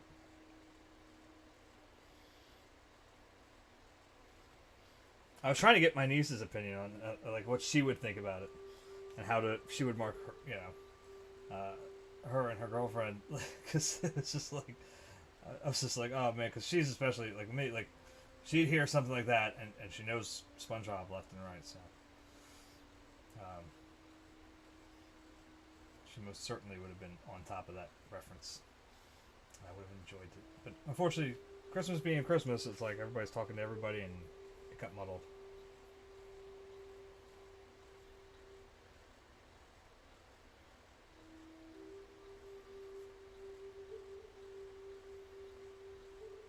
But I thought you would have had a good time with that one. Just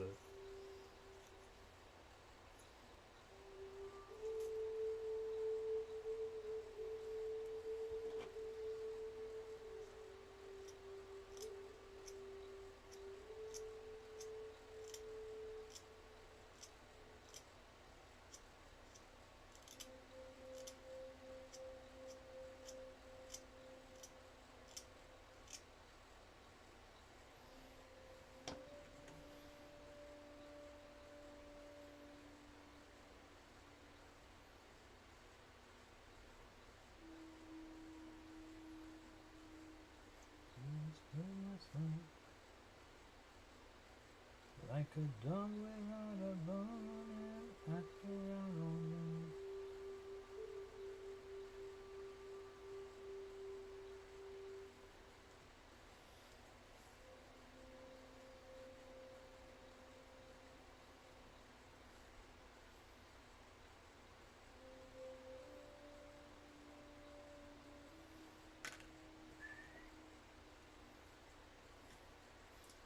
Riders on the sun.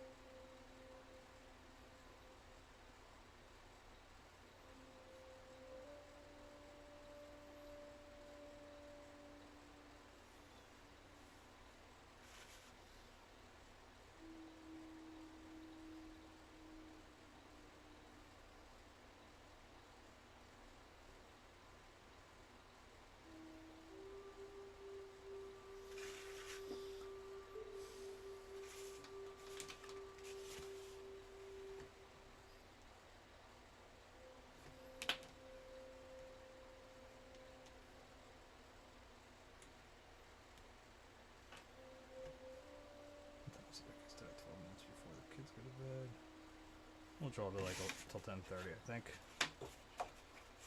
I think I've earned that out of today's bit of work today.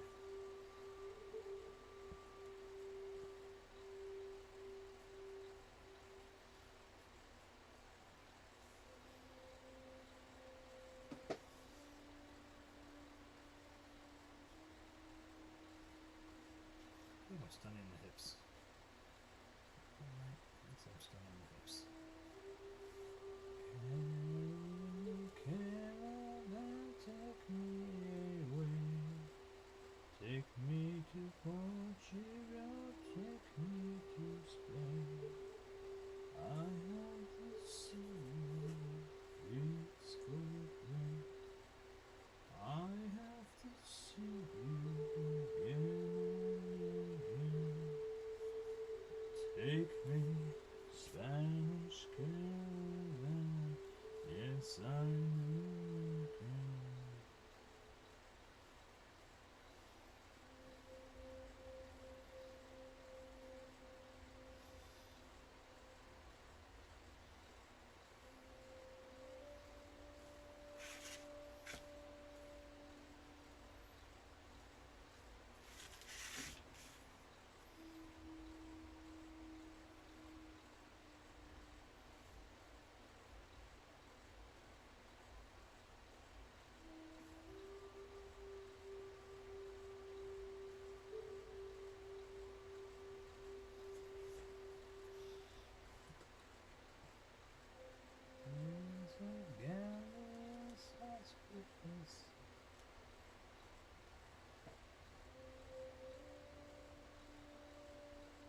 Alright, I'm ready.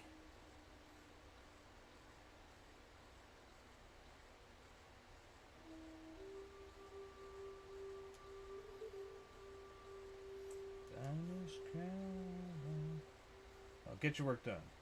Damn it. Mother bitches.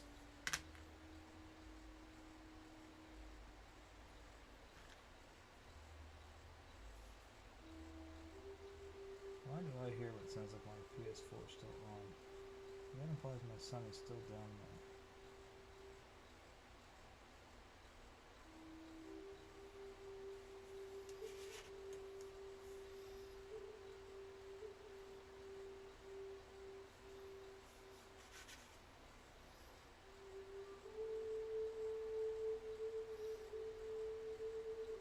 See, I know my son's been going through like withdrawal today because, you know, he gets all this stuff for Christmas, you know, game-wise, and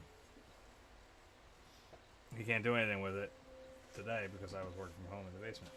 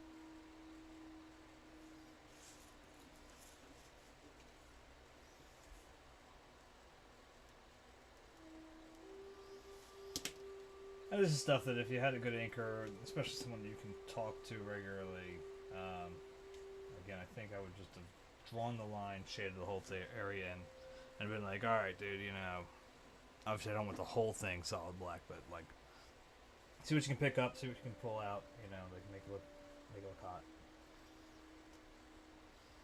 I still think that's a big thing for people, like, don't really understand, you know. And I could always play that Chasing Amy clip about being a tracer, like, how that's so not true. What the inker does is, you know, so much more. And the fact that, like, a lot of comic companies now are getting rid of inkers. They're using, like, you know, they refer to it as digital inking or whatever, and there's two different methods I've seen done of it, where they actually will take the scan of the pencils and they'll go in and they'll have another, you know, person that digitally inks it. They'll go over the black line and everything and add stuff to it, and that's fine. I just don't like when they scan the pencils and just like darken and blur a little. It's like, no, that does not. It looks washed out still under almost every circumstance I've ever seen, and I don't know, it's like,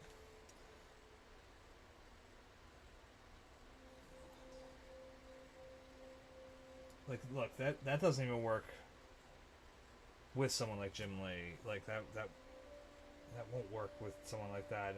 And you have to be so tight as a penciler, like ridiculously tight as a penciler, to make that shit work. I'm trying to think of a few artists that maybe that does work on. I think Humberto Ramos does it like that. But he's so fine lined for the most part. Like, he doesn't get heavy into doing cross hatching or anything like that. So I don't think it really affects his work as much as it could others.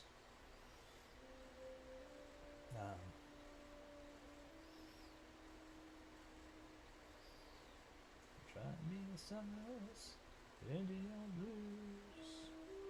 Indian blues. What? Indian blue, blue, blue. Indian blues. Oh, yeah.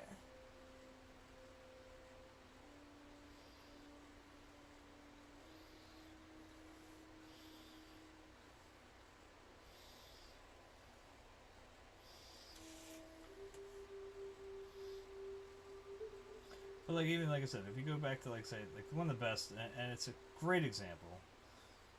It's a very easy example to look at now, because they've done a bunch of these types of re-releases or, you know, collections. Is to, if you want to look at somebody like, say, Jim Lee, and see what the difference Scott Williams does as an inker. You know, just what was it was Hush Unwrapped is the version I have. They have one for the Justice League run that Jim did, and they have one for what's the other book he did?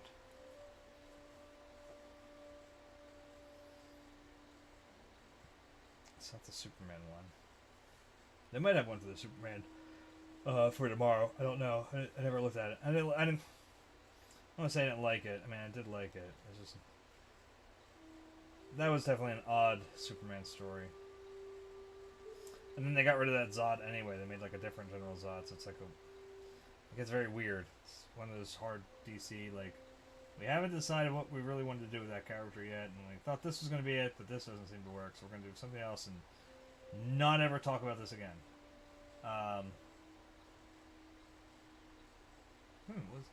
Superman Unchained. That's what it was. That Jim did. You can get that in the, like, a release of that where it's all penciled, and so you can take it and then go look at, like, the actual books, or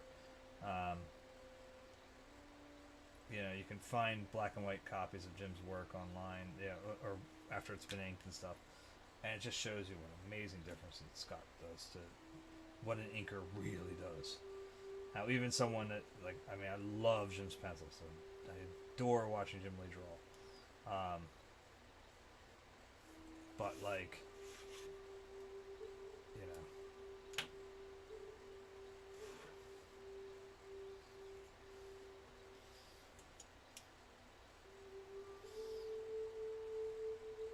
Like I said, I loved the way Josh inked me, because he did change my style. He did do things that were not necessarily, you know, always what I would do.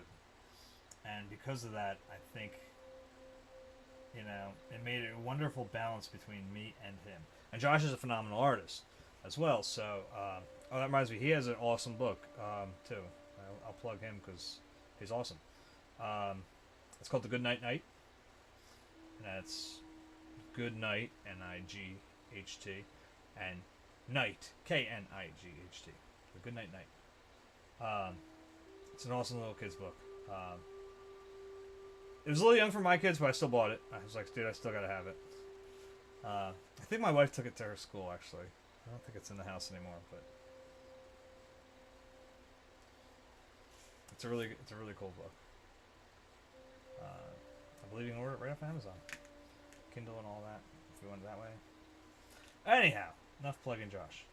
Seriously, buy the book. It's awesome. So I'll go back to this. Let me pull this up again.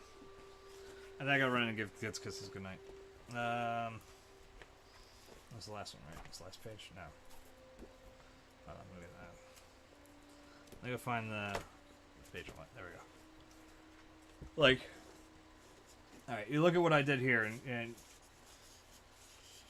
I did kind of half-ass certain things. Like, I did make sure I was X marks is usually what's done. Like, I want black here. I want dark black there.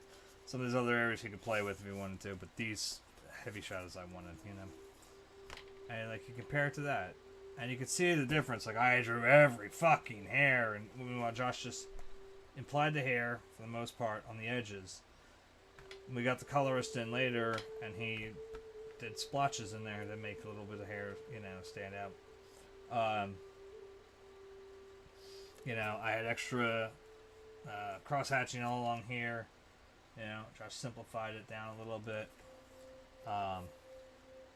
It's kind of messy right up here. Excuse me. You know, it just shows you, like, again, you know, breaking up a few lines, simplifying them a little bit. You know, like what we did with Big Rig. I think the only thing is you forgot. Well, no, I didn't draw Big Rig's ass hair either. Never mind. Softened up, like, I drew arm muscles and stuff into Thunder Snatch. And, you know, helped eliminate those because it was like, it'll make her look too manly. So, again, I think that sometimes people forget what an inker really does. You know, how fucking important they really are. Oh shit, I fell. That's why it stuck. So just notice it. There we go. Right. That's the one I was working with. And it sticks in this. Oh, no. This is the other one. Okay. That's what I was missing earlier today. Okay. I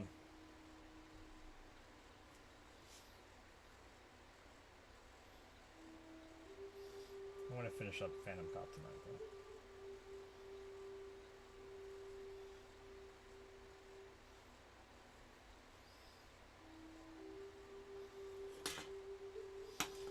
Bad can.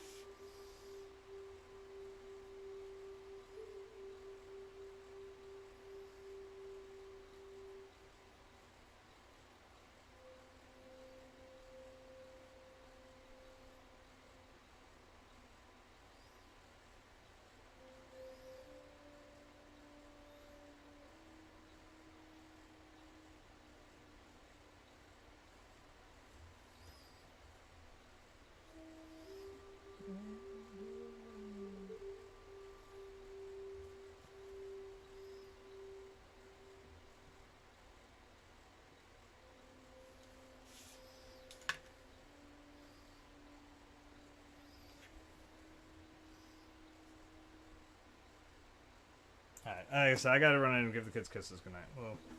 We'll come back, we'll finish Menace in a little bit. Oh, not Menace, that's Sam Cop, sorry. So used to call him Menace all these years. Be right back. Let's get that, let's get this.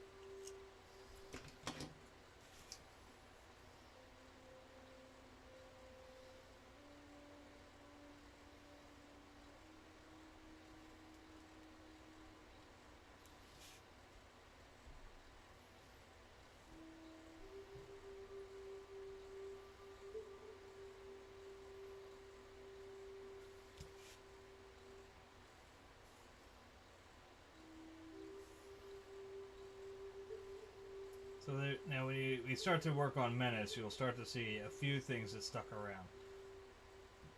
Phantom Cop, as terrible characters he was. One thing I never gave him was like typical superhero gloves, I guess. I mean, they're a little bigger than I guess normal gloves, but they were always intended to be basically normal leather gloves that you could probably, buy at any department store or whatever. So I always had now as a kid I did not draw as much, try to do the stitching or anything like that. But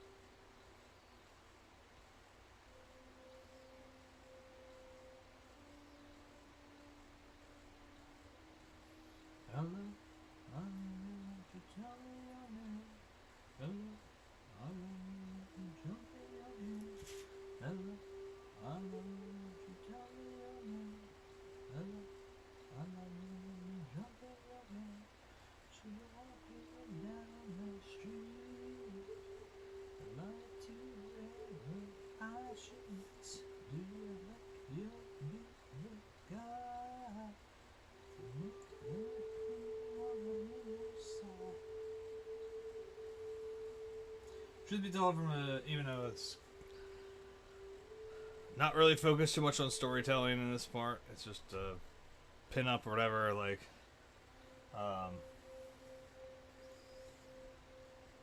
it's kind of dumb for Sam to get this. Still want us to.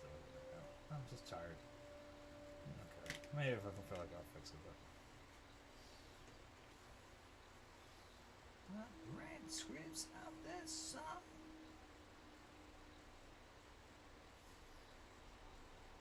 And one crouches at her like a dog that begs for something sweet to make her see you.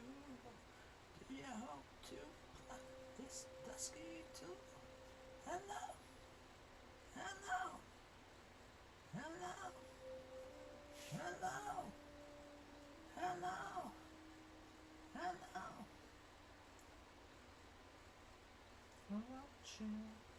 Hello, I need my baby.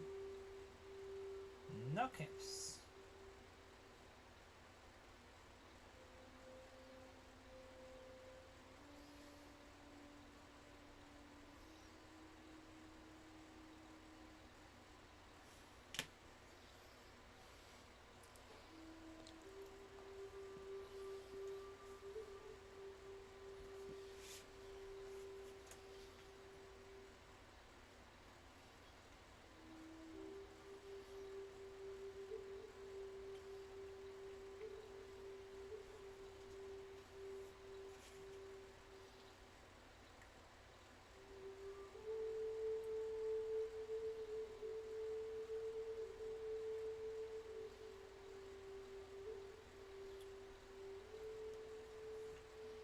The boots are always shiny, you know.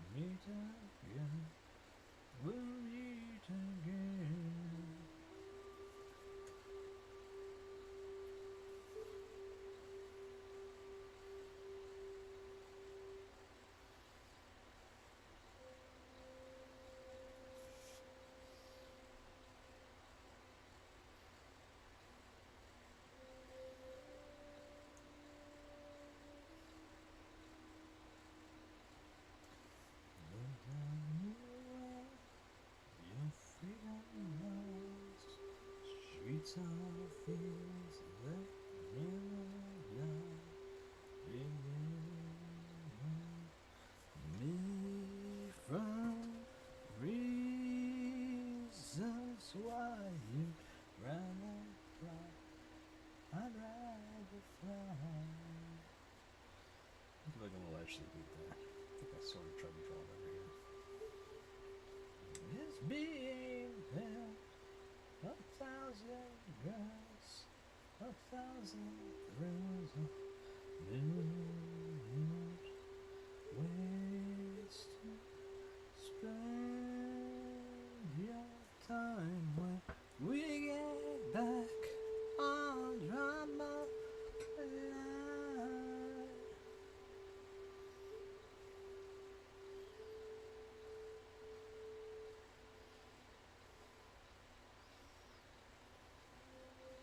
Now going back into Menace a little bit after his creation, you know, Bungo and I were trying to do everything on the cheap as much as we could,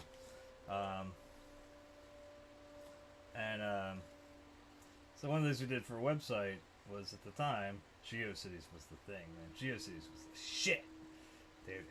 You had to have a GeoCities site, right? Like it's a free site, and you could always just keep adding email addresses and just get new, GeoCities that could always link to each other.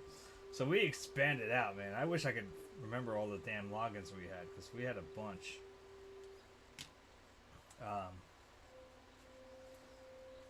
And I was cracking up when took the family to go see Wreck-It Ralph, and like one point something falls into what is clearly like the wasteland of the internet. I keep looking over there because that's where I was used to looking. paint. Anyway, so they go to the wasteland of the internet, and I'm not trying to spoil what happens. At some point, it happens though, and he has to lift up something that says GeoCities across us, cracking up. My kids are like, "What's so funny, Daddy?" I'm like, "You just don't. You won't understand."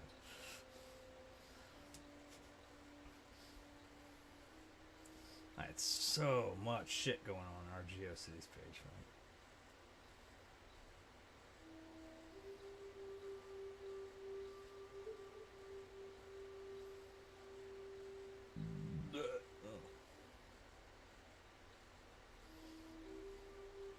The one thing I had up there, and I never got around to really doing it, I wish I had. I wanted to do the whole story. I think it would have been a great follow-up. I think it would have been a better follow-up than what they did with him. Honestly. I had a story called Second Time Around. Which was supposed to be like a sequel to Hush. Or at least it was certainly going to seem like a sequel to Hush. And my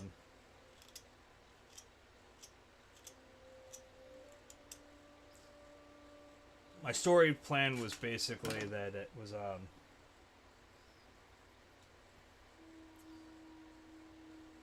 if you're familiar with the storyline Hush from Batman, like Hush, you know, drags out Batman's villains. He's getting Batman to think friends are foes, and you know, having foes switch sides on it, you know, like, so like Two-Face, one of the things is Two-Face is made whole. He has plastic surgery done, which they attribute to Tommy Elliott, but Tommy Elliott's a brain surgeon, and brain surgery and plastic surgery are very different operations from what I understand. But anyway, you know, it's comics. He's a doctor. He can do whatever, right? Anyway, but so one of the things there is that, you know, Harvey Dent is cured by becoming whole again, and he fixes his face. And as any good comic fan knows, you're like, you can't get rid of Two-Face. There's no fucking way. You got to bring Two-Face back somehow good. So I had this idea for a second time around where it was definitely like, I was trying to make everything point to Hush as the bad guy. You know, like, so it would be like, oh, Hush is back, so this is the second time around. And it was only going to be like a 2 or 3 page, or 2 or 3 issue storyline. But I was going to do, you know, where eventually Harvey is kidnapped by, you know, a gang of hoodlums or whatever that, you know, it turns out it was Two-Face's hoods. He was organizing himself from the other side. And, what's funny about that, though, what's very funny to me, is if I could find his original pages that I did, one of the reviews I had, somebody, he was from a group called Glass House Graphics, had advised me to, like, look, just try to draw real places. Like, in other words, like, if you're drawing Gotham, take a building from, you know, New York, take a building from, you know, Chicago, you know, just smash them all together. Just put all these different cities together. And, you know, make your own map of it, you know, as best you can, and you can, it'll make everything more realistic. So if you can find buildings that will work, you know, for this, that, or the other thing, by all means do them. And I went digging around through a bunch of buildings. I found a lot of stuff in Chicago I liked a lot. And this is before Batman Begins came out. Batman Begins started filming, I think, probably a few months after I'd started working on this, you know, a few pages or whatever that I ended up doing. And sure enough, like, my opening setup had City Hall, and it was the Sun-Times building, which is what City Hall became in The Dark Knight. You know, they used that, and they, like, it was just so funny. I'm like, oh my god, Chris Nolan and I were, like, literally, like, locked into each other about how Gotham should look. It made me crack up. I was like, oh my god, like, seriously, I wish I had this pages still. And I may very well somewhere over there. They're probably all poorly drawn except for the buildings because they did a lot of light boxing. But it was just like, oh my god, it cracked me up so much that Batman Begins comes out, and I'm like, that's my Gotham. Like, seriously, that's my Gotham. Like, all this stuff is in my Gotham. What the fuck? It's like, was no one hanging out in my GeoCities? Like,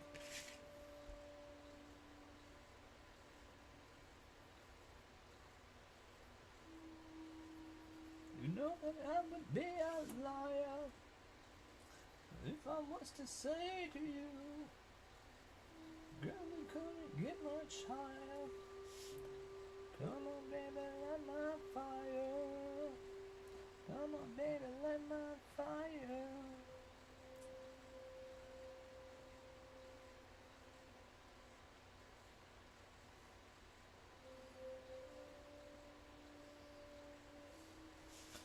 Try to set the night on fire.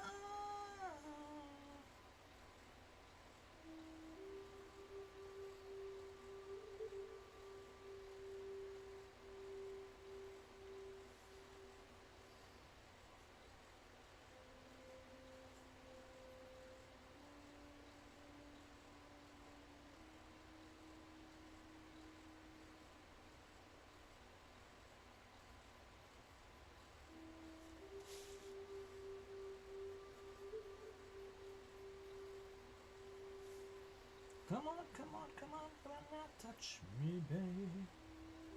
Can't you see that I am not afraid? What was that promise that you made? Why won't you tell me what she said? What was that promise that you made?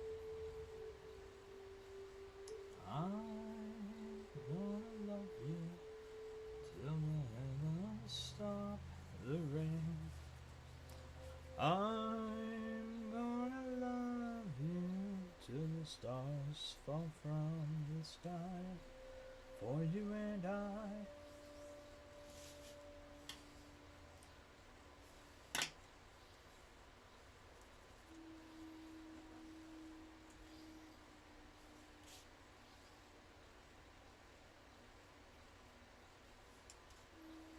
Come on, come on, come on, come on, now touch me, babe.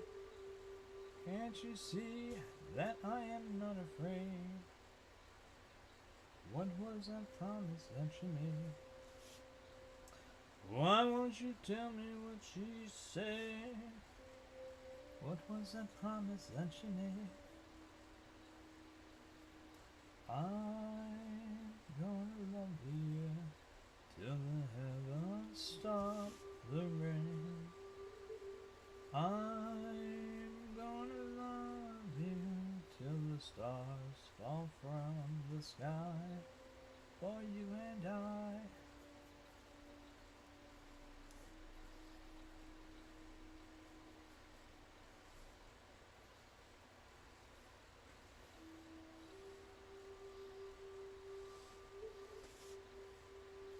Probably should just put his arm all the way out, but man, whatever.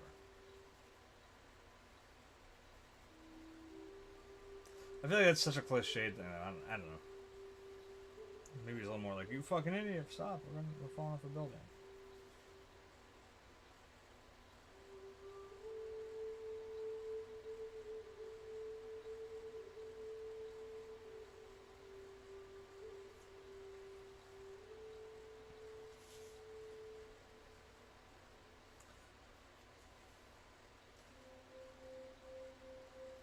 It's been fun. I literally have not drawn this character in his original form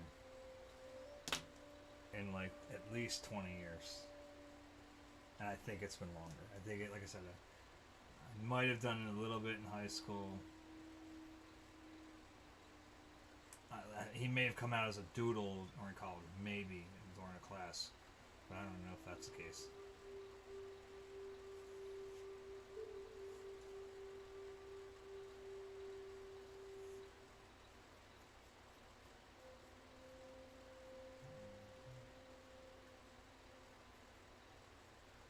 If it's when the news is red, the television, the children fed, under midnight, living dead, bullet strikes the helmet's head.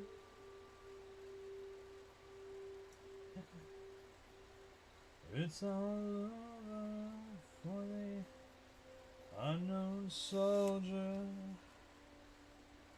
It's all over for the unknown soldier.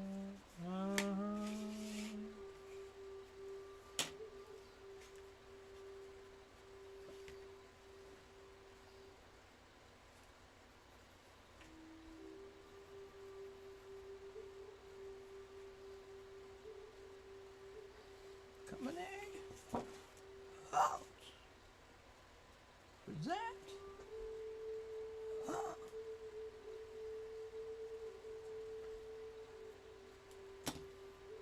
Let's make that smoother. Like.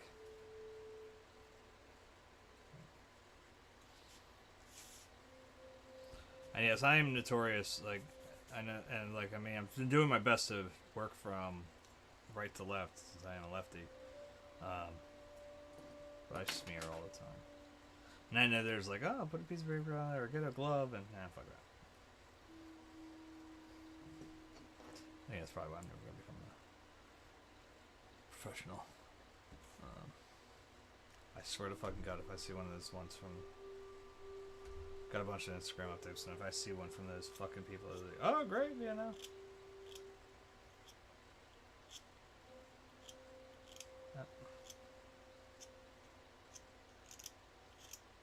Oh, wait. Oh, man, I have to reply to that one.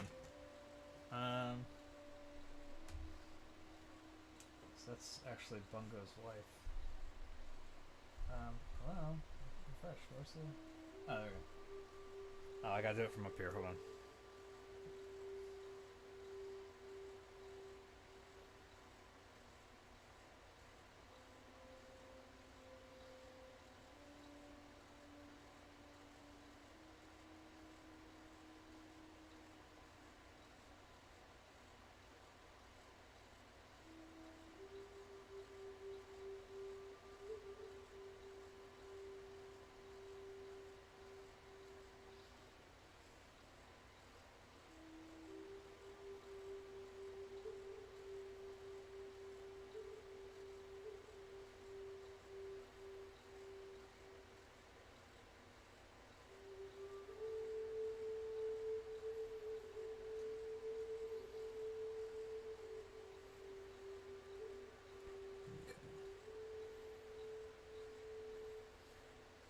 This just cracks me up. Alright, I got 8 others. Let's see here. Okay, well, really only 2 new ones. Okay, so it's telling me 8 other people began following me, but I only gained 2 in the number, so that would mean that 6 would have been left me. But it's a little better. Alright. I have that a lot, and it cracks me up on Instagram. Like, I just don't understand Instagram at all. Because it's like, I lose like more followers than I gain anymore, it seems, every day. Even though I try to put out every day. You know? I try to put out.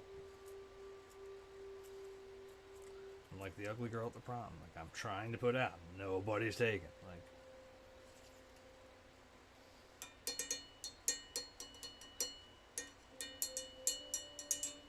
that's probably a horrible saying, isn't it? Whatever. I'm a horrible person, so that's okay. I got plenty of people that'll back me on that.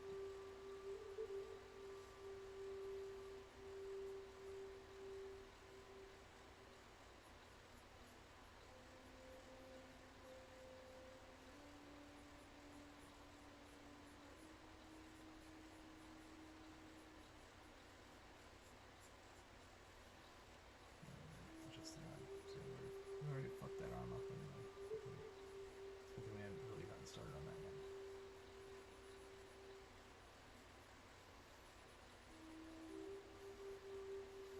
So this is one of those weird spots where it's like, I have to be careful because I need that arm right fucking there.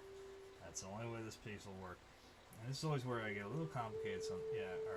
I always used to get fucked up a little bit when I was trying to do a good fight scene. Because you want to make sure that you're getting the right impacts, you know, the right movements, and you know, make sure that the characters are matching up where they should be matching up, and so that can mess with you sometimes. And then we'll have a little more of a, so I'm trying to keep their proportions together, but I have to start at the arm, which is a little bit of an awkward place to start. It's an arm coming out in the foreground, or coming forward into the space, so it's like it's a little funky.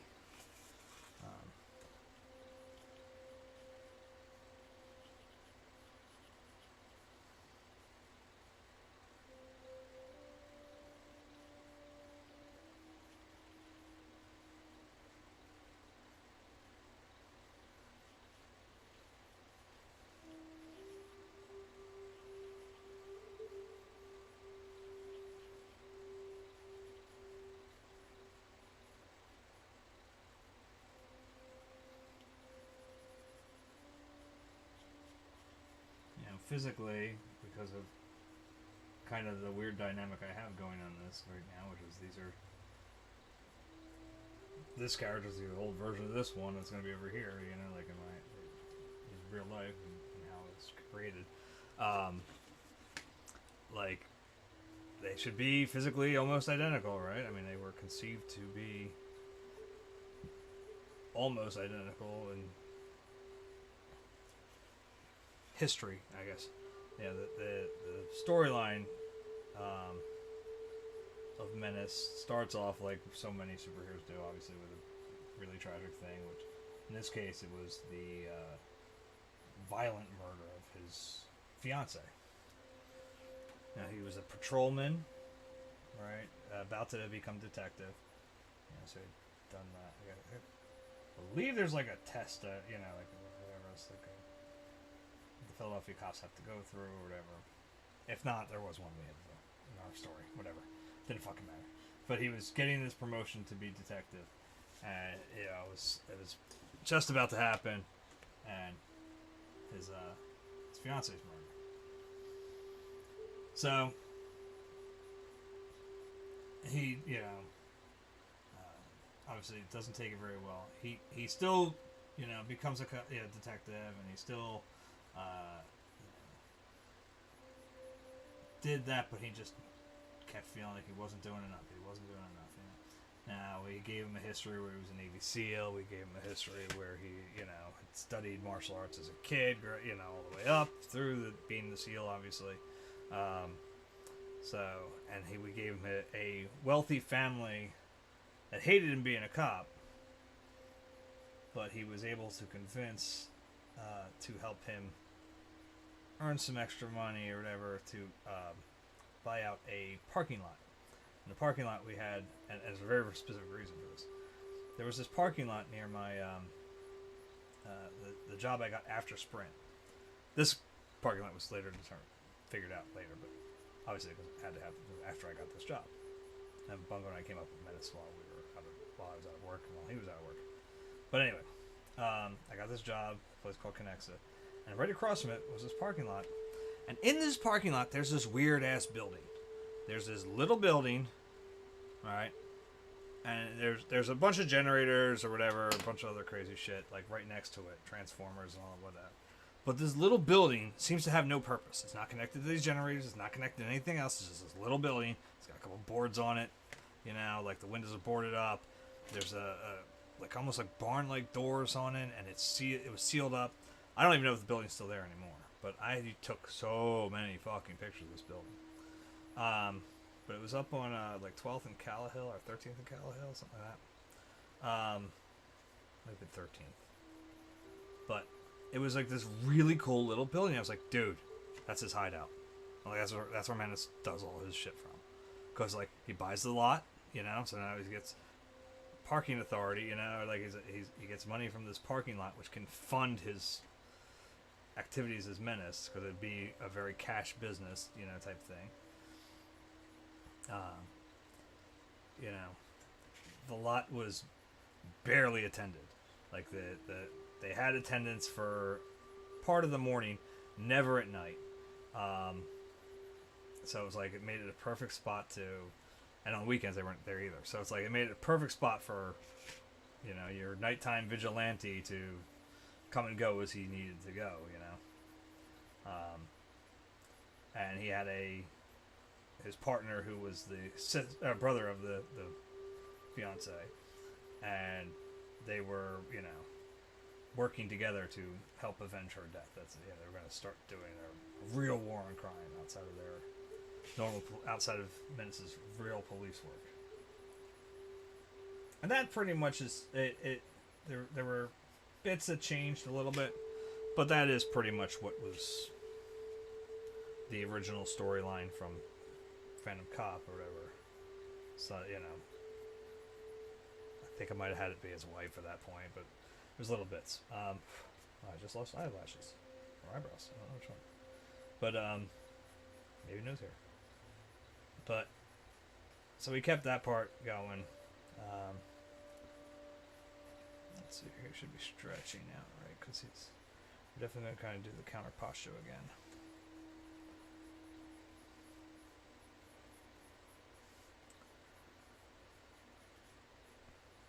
Tilt the body. Hips are going to come out this way. Wait, no. Yeah. So the hips are going to go back. This hip should go forward here a little bit.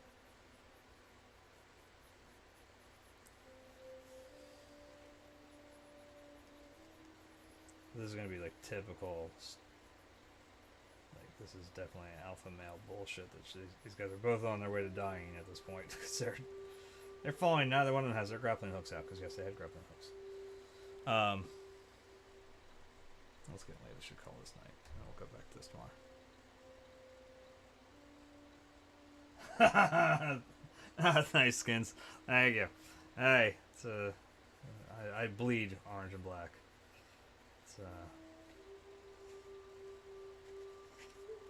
Don't make me sick gritty on you.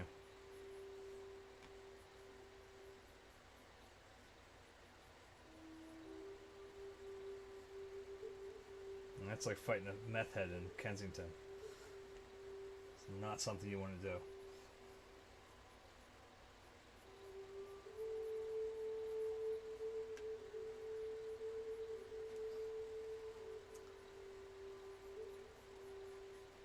Though it is bad this year for us. Thank God we have gritty, because otherwise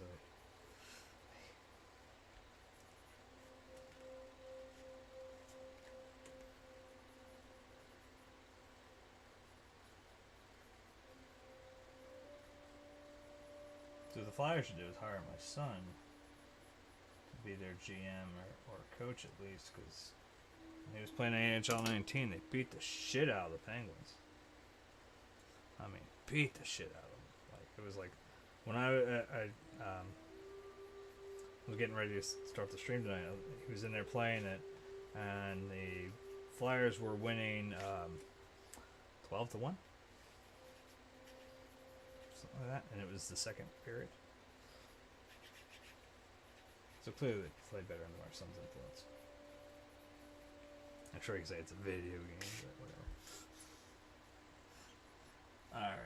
Alright, I think we can call it quits for tonight. Now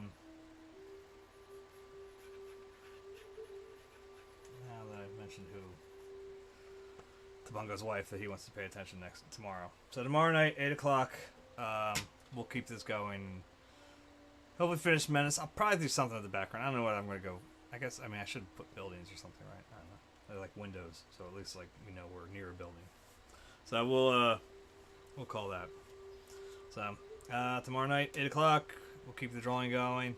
You know what? Maybe we'll work on this one for the rest of the year. I mean, it's what we got: Wednesday, Sundays. Oh, I got Monday still. It's not gonna go through Monday. So, yeah. So I'll catch you guys tomorrow. 8 o'clock. What is with that flash? Holy shit! Like did a preview. Anyway, and again, I missed it. And I want to thank him again because I missed it, and I hated that I missed it because I don't know why it didn't give me the